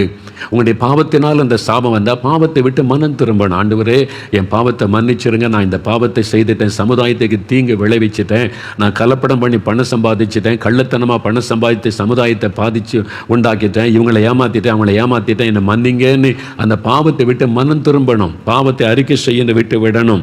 அது மாத்திரல்ல, சில காரியத்தை சரிப்படுத்த வேண்டியது அவசியம். லூக்கா 19:8-9 வாசித்தீங்கன்னா, சகையு என்ற மனிதனை குறித்து வாசிக்கிறோம். அவன் ஒரு சபிக்கப்பட்டவனாய் அந்த ஊர் மக்களால் காணப்பட்டான். அவன்கிட்ட யாரும் பேச மாட்டான். அநியாய சம்பாத்தியம், அதிகமாக வரி வசூல் பண்ணி மக்களை ஏமாற்றி உறிஞ்சுகிறவனாக இருந்தான். அதாவது இந்த காலத்தில் சொன்னால் லஞ்சம் ஊழல் பண்ணுகிற அதிகாரி அவன் இருந்தான். அதனால் மக்கள் எல்லாம் அவனை வெறுத்தாங்க. இப்போ அவனுக்கு நிம்மதி இல்லை, சமாதானம் இல்லை, வீட்டில் ஆசீர்வாதம் இல்லை, சாபம் தொடருகிறது. இப்போ இயேசு கிறிஸ்துவிட்ட போனால் சாபம் மாறின்னு வந்தானா? இப்போ அவன் என்ன சொல்லுகிறான்? சகையன் என்று இயேசுவை நோக்கி, ஆண்டவரே, என் ஆஸ்திகளில் பாதியை நான் ஏழைகளுக்கு கொடுக்கிறேன். நான் ஒருவனிடத்தில் எதையாகிலும் அநியாயமாய் வாங்கினது உண்டானால் 4 திரும்ப செலுத்துவேன். யார்ட்டையாவது ஏமாற்றி அநியாயமாக வாங்கியிருந்தால் 4 மடங்காக திரும்ப கொடுக்கிறேன். 1000 ரூபாய் ஏமாற்றி இருந்தால் 4000 ரூபாயை திருப்பி தருகிறேன். பார்த்தீங்களா? அப்படி சொல்லுகிறான். அந்த சாபம் மாறுவதற்கு அவன் சில காரியங்களை சரிப்படுத்துகிறான். அநியாயமாக சம்பாதிச்சிருந்தா அந்த பணம் வீட்டில் இருக்க வரைக்கும் சாபம் போகாது, அதை சரிப்படுத்தணும். அடுத்தவங்க பொருள் உங்கள் வீட்டில் இருந்தால் அந்த சாபம் போகாது, கிளியர் பண்ணணும். உங்கள் மூலமாக யாராவது பாதிக்கப்பட்டிருந்தால் அவங்களோட ஒப்புரவாகி சரிப்படுத்தி கொள்ளணும், மன்னிச்சிடணும், மன்னிப்பை பெற்றுக்கொள்ளணும். இதெல்லாம் செய்யும்போது தான் சாபத்திலிருந்து விடுதலை உண்டாகும். சரிப்படுத்தி கொள்ளணும். ஸ்மித் விக்கில்ஸ் ஒருத்தன் தேவ மனிதர் கடந்த நூற்றாண்டில் இங்கிலாந்து தேசத்தில் தேவனால் வல்லமையாய் பயன்படுத்தப்பட்டவர், விசுவாச அப்போஸ்தலன் என்று அழைக்கப்பட்டவர். கர்த்தர் கொண்டு பலத்த அற்புதங்களை செய்தார். ஒரு சமயம் ஒரு கூட்டத்தில் பிரசங்கம் முடித்து ஜெபிக்க அநேகர் வரிசையாக வரும்போது ஒருவருக்காய் ஜெபம் பண்ணினார். அவர் கரமைத்து ஜெபிக்கும் போது பலத்த அற்புதம் நடக்கும். ஒரு மனிதர் வந்தார், எனக்கு இப்படி ஒரு வியாதி, டாக்டர்ஸ்கிட்ட போனால் என்னென்னவோ மருந்துகள், என்னென்னவோ ட்ரீட்மெண்ட் எல்லாம் எடுத்து பார்த்துட்டு சுகமே ஆக மாட்டேங்குது, என்ன பண்ணன்னு தெரியலன்னு டாக்டர்ஸ் சொல்கிறாங்க, ஆனால் நான் பாதிக்கப்பட்டு கொண்டிருக்கிறேன், எனக்காக ஜெபம் பண்ணுங்கன்னு சொன்னார். இந்த ஸ்மித் விக்கில்ஸ் சொன்ன தேவ மனிதர் அவருக்காக ஜெபிக்க கண்ணை மூடின போது திடீர்னு ஆண்டவர் ஒரு காட்சியை காண்பித்தார். உடனே கண்ணை திறந்து அவரை பார்த்து கேட்டார், 10,000 பவுண்டு என்று ஆண்டவர், இங்கிலாந்தில் பவுண்டு, அதான் அவனுடைய மணி பேர், நம்ம ரூபாய்ன்றல பவுண்டு, 10,000 பவுண்டின்னு என் கண் முன்னால் தேவன் ஒரு காட்சியை காண்பிக்கிறார். 10,000 பவுண்டுக்கும் உனக்கும் என்ன சம்பந்தம்? இதில் ஏதோ ஒரு காரியம் இருக்கும், வியாதிக்கும் அதுக்கு சம்பந்தம் இருக்கிறது. 10,000 பவுண்டுன்னு எனக்கு ஆண்டவர் காண்பிக்கிறார், என்ன விஷயம் என்று கேட்டார். அவர் நடுங்கி போனார். அவர் சொன்னார், ஐயா, என் சகோதரன் நானும் சேர்ந்து தான் பிஸ்னஸ் பண்ணோம், சேர்ந்து தான் சம்பாதிச்சோம். என் சகோதரன் சமீபத்தில் மரித்து விட்டான். அவன் மரித்ததுனால சொத்தெல்லாம் பகிர்ந்து என் சகோதரனுடைய மனைவி பிள்ளைகளுக்கு வீடு நிலங்கள் சிலதெல்லாம் கொடுத்தேன். ஆனால் பேங்கில் 20,000 பவுண்டு இருக்கிறது. அதில் 10,000 பவுண்டு என் சகோதரன் மனைவிக்கு தான் போனேன். அந்த விதவைக்கு நான் சொல்லிட்டேன், உங்களுக்கு வீடு தந்திருக்கேன், நிலம் தந்திருக்கிறேன், பணம் தரமாட்டேன்னு சொல்லிட்டேன். அப்போ நியாயமாக அந்த விதவைக்கு கொடுக்க வேண்டிய 10,000 பவுண்டை தரமாட்டேன்னு ஏமாற்றிட்டார். அதைத்தான் ஆண்டவர் காமிச்சு, அதைத்தான் காமிச்சிருக்கிறாரோ, அதுதான் நீ ஒருத்தரை ஏமாற்றி பணம் எடுத்திருக்கிறல்ல, ஒரு விதவை ஏமாற்றி இருக்கல்ல, உன் சொந்த சகோதரனை ஏமாற்றி வஞ்சித்திருக்கிறல்ல, அதான் இந்த வியாதி. சாபம் வந்து விட்டது. உன்னை யாரும் காப்பாற்ற முடியாது, எந்த ஆஸ்பத்திரியும் காப்பாற்ற முடியாது. ஒரே வழி, அந்த $10,000 கொண்டு போய் என் சகோதரன் மனைவிகிட்ட கொடுத்து என்னை மன்னிச்சிரு, ஆசீர்வதின்னு கேளு, அப்போ தான் உனக்கு வியாதி மாறும். அதான் ரிசல்ட்டு. இதை சரிப்படுத்தணும். பார்த்தீங்களா? நிறைய பேர் நினைக்கிற எல்லா பாவமும் செஞ்சுட்டு ஏசிட்டு வந்து மன்னிச்சிருங்கன்னு கேட்டால் மன்னிச்சிருவார், பல்லத்து போலன்னு நினைக்கிறாங்க. போக முடியாது ஐயா. சகையு பாருங்க, ஆஸ்திகளில் பாதி ஏழைகளுக்கு கொடுக்கிறார், அநியாயமை வாங்கினதை 4 மடங்காக திருப்பி கொடுக்கிறார். ஏசன்னான்னு ஒரு பாஸ்டர் ஆந்திராவில் எனக்கு நல்ல நண்பர், இப்போ அவர் தேவனுடைய ராஜ்யத்தில் இருக்கு. ஒரு சமயம் ஒரு நடந்த சம்பவத்தை எனக்கு சொன்னார். அவங்க சபை விசுவாசி, வட இந்தியாவில் இருந்தாங்க, இப்போ இந்தியாவுக்கு வந்துட்டு இவங்க சபைக்கு தான் வருவாங்க. அப்படி மனைவி வியாதிப்பட்டு மரணப்படுக்கையில் ஆயிட்டாங்க. இவர் நல்ல விசுவாசி, சபையிலெல்லாம் ஜெபிச்சாங்க. ஒரு நாள் சொன்னார், பாஸ்டர் எங்கள் வீட்டில் வந்து மனைவிக்கு ஜெபம் பண்ணுங்க சொன்னோன்னே சரி என்று இவர் போனார். அப்படி மனைவி மரணப்படுக்கையில் இருக்கிறாங்க. எவ்வளவோ ஜெபம் பண்ணியாச்சு, சுகம் இல்லை. ஆஸ்பத்திரிக்கு போயாச்சு, சுகம் இல்லை. மரணக்கட்டு எழும முடியல, அவ்வளோதான். உடனே ஜெபம் பண்ணுங்க பாஸ்டர்னு இவர் போய் படுக்க பக்கத்துலேருந்து கண்ணை மூடி இயேசுவேன்னு சொன்னார். அவர் கண் முன்னாலே தேவன் ஒரு காட்சியை காண்பித்தாராம். என்னடா இப்படி ஒரு காட்சி வருதுன்னு அவரால் நம்பவும் முடியல, சொல்லாமல் திரும்ப திரும்ப அந்த காட்சி வருது. என்னன்னு கேட்டால், சப்பாத்தி சுடுற கல் இருக்குல்ல, சப்பாத்தி சுடுவாங்க. அது நார்த் இந்தியாவில் அங்கே மெயின் உணவுன்றதுனால நல்ல விதவிதமான சப்பாத்தி சுடுற கற்கள் இருக்கும். அந்த பாத்திரம், அந்த தோசைக்கல் மாதிரி சப்பாத்தி கல், அது வந்து அப்படியே ஆடுதான் அவர் கண் முன்னால். இவர் கண்ணு மூடி இவங்களோட சுகத்துக்கு ஜெபிச்சா சப்பாத்தி கல் வந்து ஆடுதான். இவருக்கு புரியல, இது எதுக்கு நமக்கு தெரியுது. 2-3 முறை ஜெபிச்சா 2-3 முறையும் அதே மாதிரி. உடனே இவர் என்ன பண்ணார், கணவர் பார்த்து, ஆண்டவர் வந்து சப்பாத்தி கல்லை காமிக்கிறாரு, அதுக்கும் உங்களுக்கு என்ன சம்பந்தம் அப்படின்னு கேட்டார். அந்த கணவர் சொன்னார், இது தானே என் மனைவிட்ட சொல்லி கேட்கலையே. இவருக்கு அதிர்ச்சி, என்னது சப்பாத்தி கல்லுக்கு இந்த அம்மா வியாதிப்பட்டதுக்கு என்னங்க சம்பந்தம் இருக்குது. கணவர் சொன்னார், வட இந்தியாவில் நாங்கள் இருந்தோம்ல, அப்போ எங்கள் பக்கத்து வீட்டில் ஒரு நார்த் இந்தியன் ஃபேமிலி இருந்தாங்க. அவங்க தினம் சப்பாத்தி சுடுவாங்க, மெயின் உணவு அவங்களுக்கு அதானே. அப்போ எண்ணெல்லாம் போடாமல் சப்பாத்தி சுடுற ஒரு கல், நானும் ஏதோ ஒரு கல்லெல்லாம் வாங்கி கொடுத்தேன், இது சரியாக வரமாட்டேங்குதுன்னு அவங்க வீட்டில் இரவலுக்கு கொஞ்சம் கொடுங்க சப்பாத்தி கல்லை, நான் உங்களுக்கு தந்து விடுகிறேன்னு என் மனைவி இரவலுக்கு வாங்கினதை அதில் வச்சு சுட்டு அவங்களுக்கு ரொம்ப திருப்தியாக நல்லா இருந்துச்சு. அந்த கல் மேலே ஆசை வந்து விட்டார். இப்போ அங்கேருந்து அவங்க தென்னிந்தியாவுக்கு திரும்பி வரணும் சொந்த ஊருக்கு. அவங்க இப்போ புறப்படுறாங்க, வேலை முடிஞ்சு டிரான்ஸ்ஃபர் ஆகி வரும்போது பக்கத்து வீட்டிலேருந்து வாங்கின சப்பாத்தி கல்லை திருப்பி கொடுக்கல, அதையும் பேக் பண்ணுறாங்க. அப்படியே கணவர் சொன்னாரா, இது பக்கத்து வீட்டு அவங்களுக்கு உள்ளதில்லை, அது கொடுத்துடுவான்னா. இல்லை, இது ரொம்ப நல்லா இருக்குது, நம்ம ஊரில் இப்படி கல்லெலாம் கிடைக்காது, இதை கொண்டு போயிடலாம். அவங்களே கேட்கல, மறந்துட்டாங்க. இல்லை அது தப்பு, அடுத்தவங்கள்ட்ட கல்லுக்கு வாங்கின திருப்பி கொடுத்துரு, அல்லது போய் சொல்லு இது மாதிரி எனக்கு தாங்க நீ கேளு அப்படிலாம். இல்லை அவங்களே மறந்துட்டாங்க, சும்மா இருங்கன்னு பேக் பண்ணி கொண்டு வந்துட்டாங்க. இப்போ அந்த வீட்டை தேடி இருப்பாங்கல்ல, ஒரு இரவெல்லாம் ஒரு கல் கொடுத்தேன் திரும்பி தரலையே, அது அவங்க தேடும்போது நினச்சிருப்பாங்கல்ல, அடுத்தவங்களுடைய பொருளை இச்சிப்பதே ஒரு பாவம், அது அவங்களுக்கு தெரியாமல் திருடி கொண்டு வருவது ஒரு பாவம். அவங்க நம்பி கொடுத்ததை திருப்பி தருவாங்கன்னு நம்பி கொடுத்ததை திருப்பி கொடுக்காமல் இருந்து நம்பிக்கை துரோகம். எவ்வளோ பாவம் அதுக்குள்ளே இருக்குது பார்த்தீங்களா. நம்ம நிறைய பேர் இதெல்லாம் நினைக்கிறது இல்லை, சாதாரணமாக எடுத்துக்கொள்கிறோம். ஆனால் அதனுடைய பாதிப்பு தான் இன்றைக்கு அந்த சாபம். அந்த குடும்பம் வேதனைப்பட்டிருப்பாங்க, நம்ம கல் கொடுத்தமே தராமல் போயிட்டாங்களேன்னு சொல்லி. அது வந்து சாபமாய் மாறிவிட்டது, பாதிப்பை உண்டாக்கி விட்டு. கர்த்தர் அதை காமிக்கிறார். இவருக்கு எப்படி தெரியும்? கர்த்தரை காமிக்கிறார். ஜெபிக்கும் போது சுகத்துக்காக ஜெபிக்கும், இதுதான் தடை. அவர் சொன்னார், இந்த சப்பாத்தி கல்லை திருடி கொண்டு வந்தது இந்த சுகம் பெறுவதற்கு தடை. அது ஒரு கேர்ட்ஸு. இன்னொருத்தருடைய பொருளை இச்சித்தீங்களே, திருடி கொண்டு வந்தீங்களே, அது கேட்டு வாங்கியிருக்கலாம், அப்படி தப்பு இல்லை. ஆனால் நீங்கள் நம்பிக்கை துரோகம் பண்ணி கொண்டு வந்துட்டீங்க. நம்பி கொடுத்ததை தெரியாமல் வந்திருந்தால் அது கூட கண்டுபிடிச்சு திருப்பி கொடுக்கணும். ஆனால் வேணும்னே நீங்கள் கொண்டு வந்தீங்களே, அது எவ்வளோ பெரிய தவறு. அந்த கணவர் சொன்னார், இதை மனைவிட்ட அப்போவே நான் சொன்னேன் கேட்கல. இப்போ அந்த சகோதரி படுக்கையில் கண்ணீர் வடிக்கிறாங்க பாருங்கள். நிறைய பேர் நம்ம உணர்வதே இல்லை. ஏதோ ஒரு காரணம் இருக்கிறத யோசிங்க. காரணம் இல்லாமல் இட்ட சாபம் தான் தங்காது. ஒரு காரணம் இருந்தால் அது உங்களை பாதித்து கொண்டே இருக்கும். நீங்கள் ஏன் பாதிக்கப்பட்டு கொண்டே இருக்கிறீங்க? ஏன் சுகமாக மாட்டேங்க? ஏன் டாக்டர்ஸால் கண்டுபிடிக்க முடியல? ஏன் மருந்துகள் வேலை செய்ய மாட்டேங்குது? யோசித்து பாருங்க. சரிப்படுத்தணும். நீங்கள் அடுத்தவங்களுடைய நிலத்தை எடுத்துற ஒரு சப்பாத்தி கல்லுக்கு எப்படின்னா, அடுத்தவங்க நிலத்தை எடுத்துக்கிறது, அடுத்தவங்களுடைய பணத்தை வஞ்சிக்கிறது, நம்பி வேலை கொடுத்தா நம்பிக்கை துரோகம் பண்ணி எஜமானுடைய பணத்தை திருடுவது. ஒரு ஆர்கனைசேஷன்லேருந்து கொஞ்சம் கொஞ்சமாக பணத்தை திருடிட்டு போய் இவர் ஒரு ஆர்கனைசேஷன் ஆரம்பிச்சிருவார். ஆசீர்வாதமாக இருக்குன்னு நினைக்கிறீங்க? சிலர் ஊழியமே ஆரம்பிச்சிருவாங்க. இந்த ஊழியத்தில் திருடி அவர் போய் ஊழியம் ஆரம்பிக்க, அந்த ஊழியத்தை கர்த்தர் ஆசீர்வதிப்பாரா? சாபம். சாபத்தை கொண்டு வரும். நீ திருடிட்டு வந்த, ஏமாத்திட்டு வந்த, உன்னை நம்பிக்கை கொடுத்ததை நம்பிக்கை துரோகம் பண்ணின, உன்னை நம்பி பொறுப்பு கொடுத்தவங்களை நீ வந்து பேசுவது, எழுதுவது, அவங்களுடைய காரியத்தை திருடுவது, பொய்யான காரியத்தை பரப்புவது நம்பிக்கை துரோகம், சாபமாகிவிடும். எல்லாம் அறிந்து கொள்ளுங்க, சாபம். இதை நிறைய பேர் யோசிக்கிறதே இல்லை. நிலங்கள், பொருட்கள், அது மாதிரி சில பணம், உங்களுடைய சகோதரனுடைய சொத்து உங்கள்கிட்ட இருக்கக்கூடாது. ஒரு விதவுடைய சொத்து உங்களுடைய நியாயமாக பிரித்து கொடுத்தீங்களா, அவங்களை ஏமாற்றிட்டீங்களா, அது சாபமாகிவிடும். ஆண்டவர் எல்லாத்தையும் பார்த்து கொண்டு இருக்கிறார். மனிதனை ஏமாற்றல, ஆண்டவர் ஏமாற்ற முடியாது. நீங்கள் காணிக்க கொடுத்தெல்லாம் அவரை சமரசம் பண்ண முடியாது. சரிப்படுத்தி கொடுக்க வேண்டியதை திருப்பி கொடு.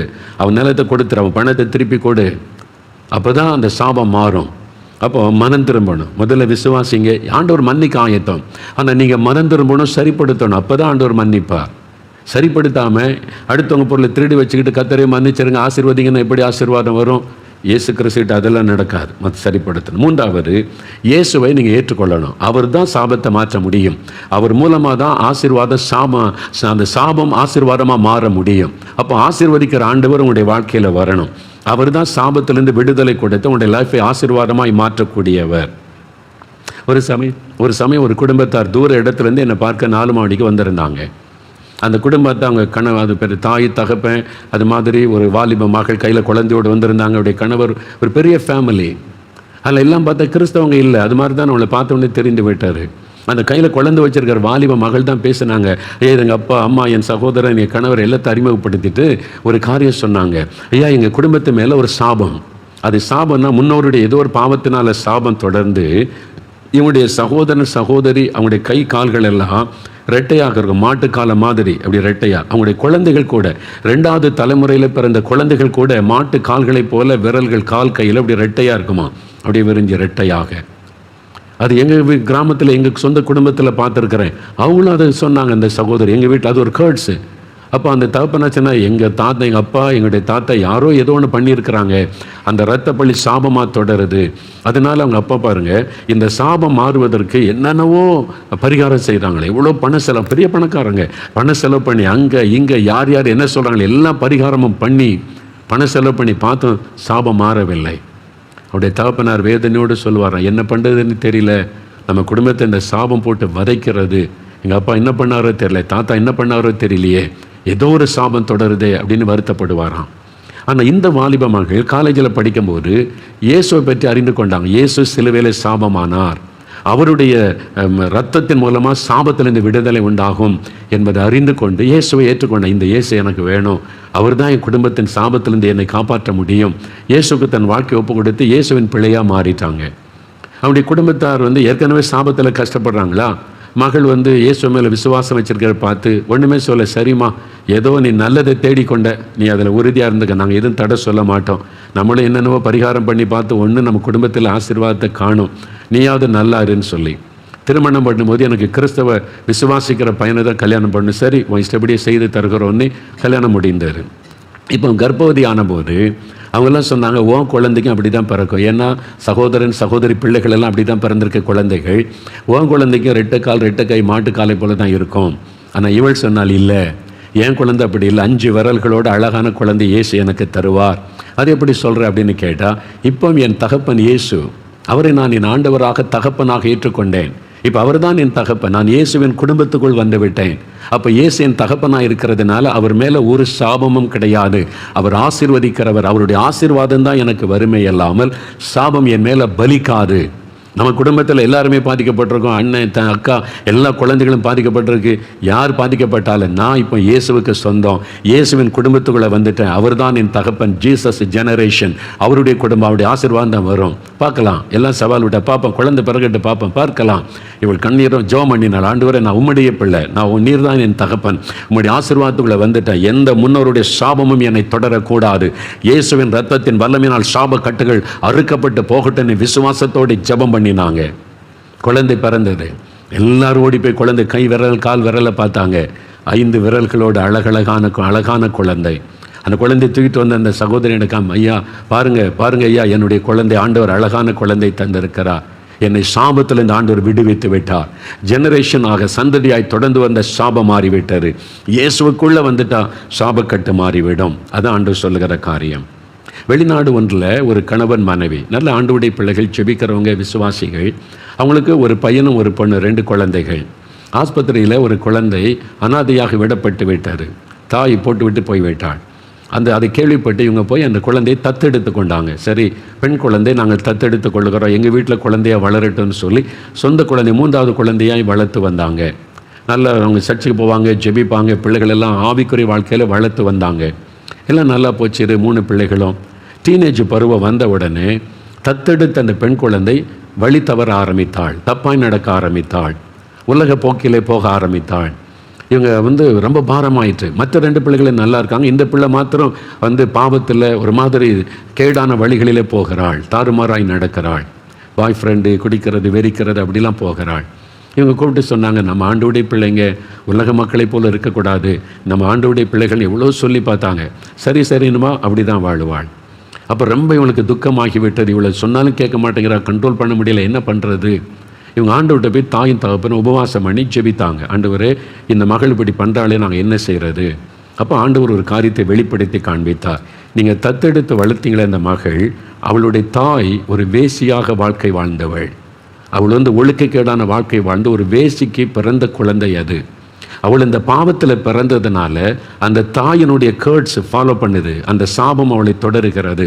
அதனால் அந்த டீனேஜ் பருவம் வந்த உடனே அந்த ஆவி அவளை தாக்கி அவளை பாவத்துக்குள்ளே கொண்டு போகிறது. அது சாபத்தினால் வந்தது. அப்போதான் அவனுக்கு ரகசியம் வெளிப்படுத்தப்பட்டது. இப்படி ஒரு காரியம் இருக்குதா ஆண்டவரே, அப்போ நாங்கள் என்ன பண்ணுறது? இந்த மகளை சரிப்படுத்த ஆண்டவர் ஒரு ஆலோசனை கொடுத்தார். அவகிட்ட விவரத்தை சொல்லி அவள் தான் தீர்மானம் எடுக்கணும், ஒன்று சாபமா ஆசீர்வாதமா. அவள் எனக்குள்ளே வந்தால் ஆசீர்வாதம், நான் இப்படி தான் வாழ்வேன் என்றால் சாபம். அவள் தான் முடிவெடுக்கணும். அவளை முடிவெடுக்க வைத்து நீங்கள் ஜெபிச்சிங்கன்னா என் ரத்தத்தின் வல்லமினால் சாபம் மாறும் என்று ஆண்டவர் சொன்னார்.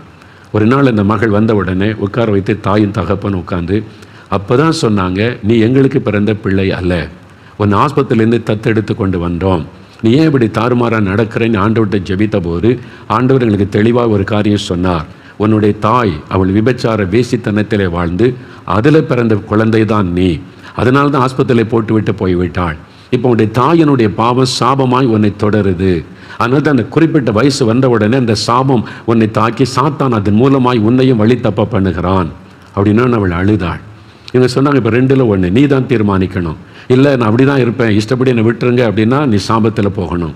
இல்லை இதுலேருந்து எனக்கு விடுதலை வேணும், எங்கள் தாய் மாதிரி நான் இருக்க வேண்டாம், நான் விடுதலை ஆகணும் விரும்பினா இயேசுக்கு ஒன்று ஒப்புக்கொடு. நீ இயேசுக்குள்ளே வந்துட்டா ஆண்டவர் இந்த சாபத்தின் கட்டை அறுத்து தன்னுடைய ஆசீர்வாதத்தை உனக்கு தருவார். என் பிள்ளைங்க எப்படி இருக்காம அது மாதிரி நீ ஆகிவிடலாம், நீ தான் முடிவு எடுக்கணும், நாங்கள் உன்னை கட்டாயப்படுத்தலை சொன்ன. அவள் யோசித்து ஒரு முடிவு எடுத்தாள். நான் இந்த சாபத்தில் போக விரும்பலை, நான் இயேசுக்குள்ளே வர்றேன், என்னை ஆசீர்வதிக்கணும். அவள் முழங்கால் படியிட்டாள். தாய் தகப்பனை கை வைத்து அவளுக்காய் கண்ணீரோடு ஜெபித்தாங்க. இன்று கூட அந்த சாப கட்டுகள் அழிக்கப்படட்டும், இயேசுவின் ரத்தத்தினால் சாப கட்டுகள் அறுக்கப்படட்டும் நீ ரத்தத்துக்குள் ஒப்பு கொடுத்து ஜெபித்தாங்க. அவ்வளவுதான். அந்த நாளில் இருந்து அவருடைய சுபாவம் மாறிவிட்டது, குணங்கள் மாறிவிட்டது. தேவனுடைய பிள்ளையாய் மாறி நல்ல மற்ற பிள்ளைகளைப் போல நல்ல பரிசுத்தத்திலே வளர ஆரம்பித்து விட்டாள். சாபக்கட்டு அறுக்கப்படாட்டா பிள்ளைகள் அப்படிதான். இன்னைக்கு நிறைய பிள்ளைகள் வழி தப்புறாங்க, குடிக்கிறாங்க, துன்மார்க்கத்தில் போகிறாங்க. தகப்பனுடைய பாவம் தொடர்ந்து சாபமாய் வரக்கூடும். அந்த கட்டை நீங்கள் அறுக்காட்டா அவங்க விடுதலை உண்டாகாது. சில நோய்கள் சாபமாய் சந்ததியாய் தொடரும். அது நீங்கள் அந்த கட்டுகள் அறுக்கப்பட ஜெபிக்காட்டா அது தொடர்ந்து உங்களை பாதித்து கொண்டே இருக்கும். வறுமை, இழப்புகள், நஷ்டங்கள், மரணங்கள் என்று தற்கொலை, சில குடும்பத்தில் தொடர்ந்து தற்கொலை. ஐயா, ஒருத்தருக்கு மாத்திரம் தற்கொலை பண்ணி சாங்கிற, வருஷத்தில் ஒருத்தர் செத்துக்கிட்டே இருக்காங்கம்பாங்க. அது ஒரு சாபம். அந்த சாபத்தில் கிரியை செய்கிற ஆவி. அப்போ இயேசுக்கு உங்களை ஒப்பு கொடுத்து அவருக்குள்ளே வரும்போது அவருடைய ஆசீர்வாதத்துக்குள்ளே நீங்கள் வர்றீங்க. அவர் தான் சாபத்தை மாற்றி ஆசீர்வதிக்கிற தேவன். சாபத்தில் இந்த விடுதலை இலவசம். இந்த பரிகாரன்ற பேரில் எத்தனை லட்சம் செலவு பண்ணாலும் பணம் செலவு பண்ணி விடுதலை பெறவே முடியாது, அறிந்து கொள்ளுங்க. பாவத்தில் இந்த விடுதலை, சாபத்தில் இந்த விடுதலை இலவசம். அது ஆண்டவர் நமக்கு கொடுக்குற ஆசீர்வாதம். பணம் கொடுத்தல வாங்க முடியாது. அது பிசாசனுடைய தந்திரம், ஏமாற்றுகிற காரியம். அதனால் விடுதலை வராது. கடைசியாக 4வது ஒரு காரியம், இப்போ என்ன செய்யணும்? ஜெபிக்கணும். முதல்ல விசுவாசிங்க, 2வது மனம் திரும்புங்க, 3வது இயேசுவுக்கு உங்களுடைய வாழ்க்கையில் இடம் கொடுத்து அவருக்குள்ளே வந்துடுங்க, 4வது ஜெபிக்கணும். அறிக்கை செய்து ஜெபிக்கணும். எப்படி ஜெபிக்கணும்? ஆண்டவரே, இந்த சாபத்தை சிலுவையில் சுமந்தீங்க, உங்களுடைய ரத்தத்தினாலே சாபத்தில் விடுதலை உண்டுன்றதை விசுவாசிக்கிறேன். இப்போ என் மேலே, என் குடும்பத்தின் மேலே இருக்கிற சாபக்கட்டுகள் அறுக்கப்படணும். என் பிள்ளைகளை தொடர்ந்து வருகிற சாபக்கட்டு அறுக்கப்படணும். இயேசுவின் நாமத்தில், இயேசுவின் ரத்தத்தின் வல்லமை எங்கள் மேலே, எங்கள் குடும்பத்தின் மேலே தெளிக்கப்படட்டும். இன்றைக்கு இயேசு கிறிஸ்துவின் நாமத்தில் இந்த சாபக்கட்டு அறுக்கப்படட்டும்னு ஜெபிக்கும் போது கட்டுகள் அறுக்கப்படும். உடனே மாற்றம் உண்டாவதை நீங்கள் காண்பீங்க. சில வருஷத்துக்கு முன்னால் ஒரு குடும்பம், கணவன் மனைவி, அவங்க நல்ல வசதியான குடும்பம், நிறைய டிரான்ஸ்போர்ட் வச்சுருக்கிறாங்க, நல்ல வசதி, செல்வ செழிப்பில் இருந்திருக்காங்க. திடீரென்று ஒவ்வொன்றாக இழந்து கொண்டே வந்தாங்க. நஷ்டங்கள், இழப்புகள், அப்படியே பண கஷ்டம் வரைக்கும் வந்து விட்டார். வியாதி, அப்படி அந்த சகோதரி மனைவிக்கு 7 விதமான வியாதியாம். ஹார்ட்டில் ப்ராப்ளம், லங்ஸில் ப்ராப்ளம், லிவர் ப்ராப்ளம், கர்ப்பப்பையில் பிரச்சனை, 7 விதமான நோய்க்கு இவ்வளோ மாத்திரை சாப்பிட, கை நிறையா. ஃபேமிலி டாக்டர் சொல்லிட்டாங்க, எல்லாம் செக் பண்ணிட்டு இவ்வளோ பாதிப்பு இருக்குது. நீ அப்போ நஷ்டம் ஒரு பக்கம், இழப்பு ஒரு பக்கம், அதனால் அவமான நிந்த அந்த வியாதி ஒரு பக்கம். அவங்க நினைச்சாங்களே யாரும் நமக்கு பில்லி சூன்யம் பண்ணிட்டாங்க, மந்திரம் பண்ணிட்டாங்க, அதனால தான் நம்ம பாதிக்கப்படணும்னு சொல்லி 4 மாவட்ட ஜெபத்துக்கு வந்தாங்க, திறப்பின் வாசல் ஜெபத்திற்கு. அப்போ வந்திருக்கும் போது அன்றைக்கு சாபத்தை குறித்தும் சாபத்திலிருந்து விடுதலை பெறுவதை குறித்து நான் பிரசங்கம் பண்ணி இருக்கிறேன். அதை கேட்ட உடனே அவங்களுக்கு ஒரு வெளிச்சம் தெரிந்தது. இது பில்லி சூனியத்தினால வந்ததல்ல, மந்திரத்தினால பாதிப்பு அல்ல, இது சாபம். நம்ம செய்த சில பாவத்தை ஆண்டவர் உணர்த்தி இருக்கிறார். சில விக்கிரக ஆராதனை, ஆண்டவருக்கு பிரியமில்லாத சில பாவ காரியம், பேய் வணக்கங்கள் என்று தேவன் சிலரை காமிச்ச உடனே இந்த பாவத்தினால தான் இது சாபமாக தொடருது, இதிலிருந்து இயேசு விடுதலை தரணும். அந்த கூட்டத்திலேயே கண்ணீரோட, ஆண்டவரே நாங்கள் தெரியாமல் இந்த பாவத்தில் இருந்துட்டோம், எங்களுக்கு அது தெரியாது, பக்தின்ற நிலைமையில் எல்லாத்தையும் நாங்கள் வணங்கிட்டோம், ஆனால் இது சாபத்தை கொண்டு வரும்னு தெரியாது, எங்களை மன்னிச்சு இயேசுவே உடைய ரத்தத்தினால விடுதலை கொடுங்கன்னு அழுது ஜெபிச்சிருக்கிறாங்க. அவ்வளோதான், ஒரு தேவ வல்லமை அவங்களை தொட்டார். வீட்டுக்கு போயிட்டாங்க. 1 வாரம் கழித்து என்னை பார்க்கணும்னு சொல்லி அவங்க என்னை பார்க்க கணவன் மனைவி 2 பேரும் வந்திருந்தாங்க. அவங்களை உட்கார வைத்து பேசும்போது அப்போ தான் இதெல்லாம் அவங்க சொன்னாங்க.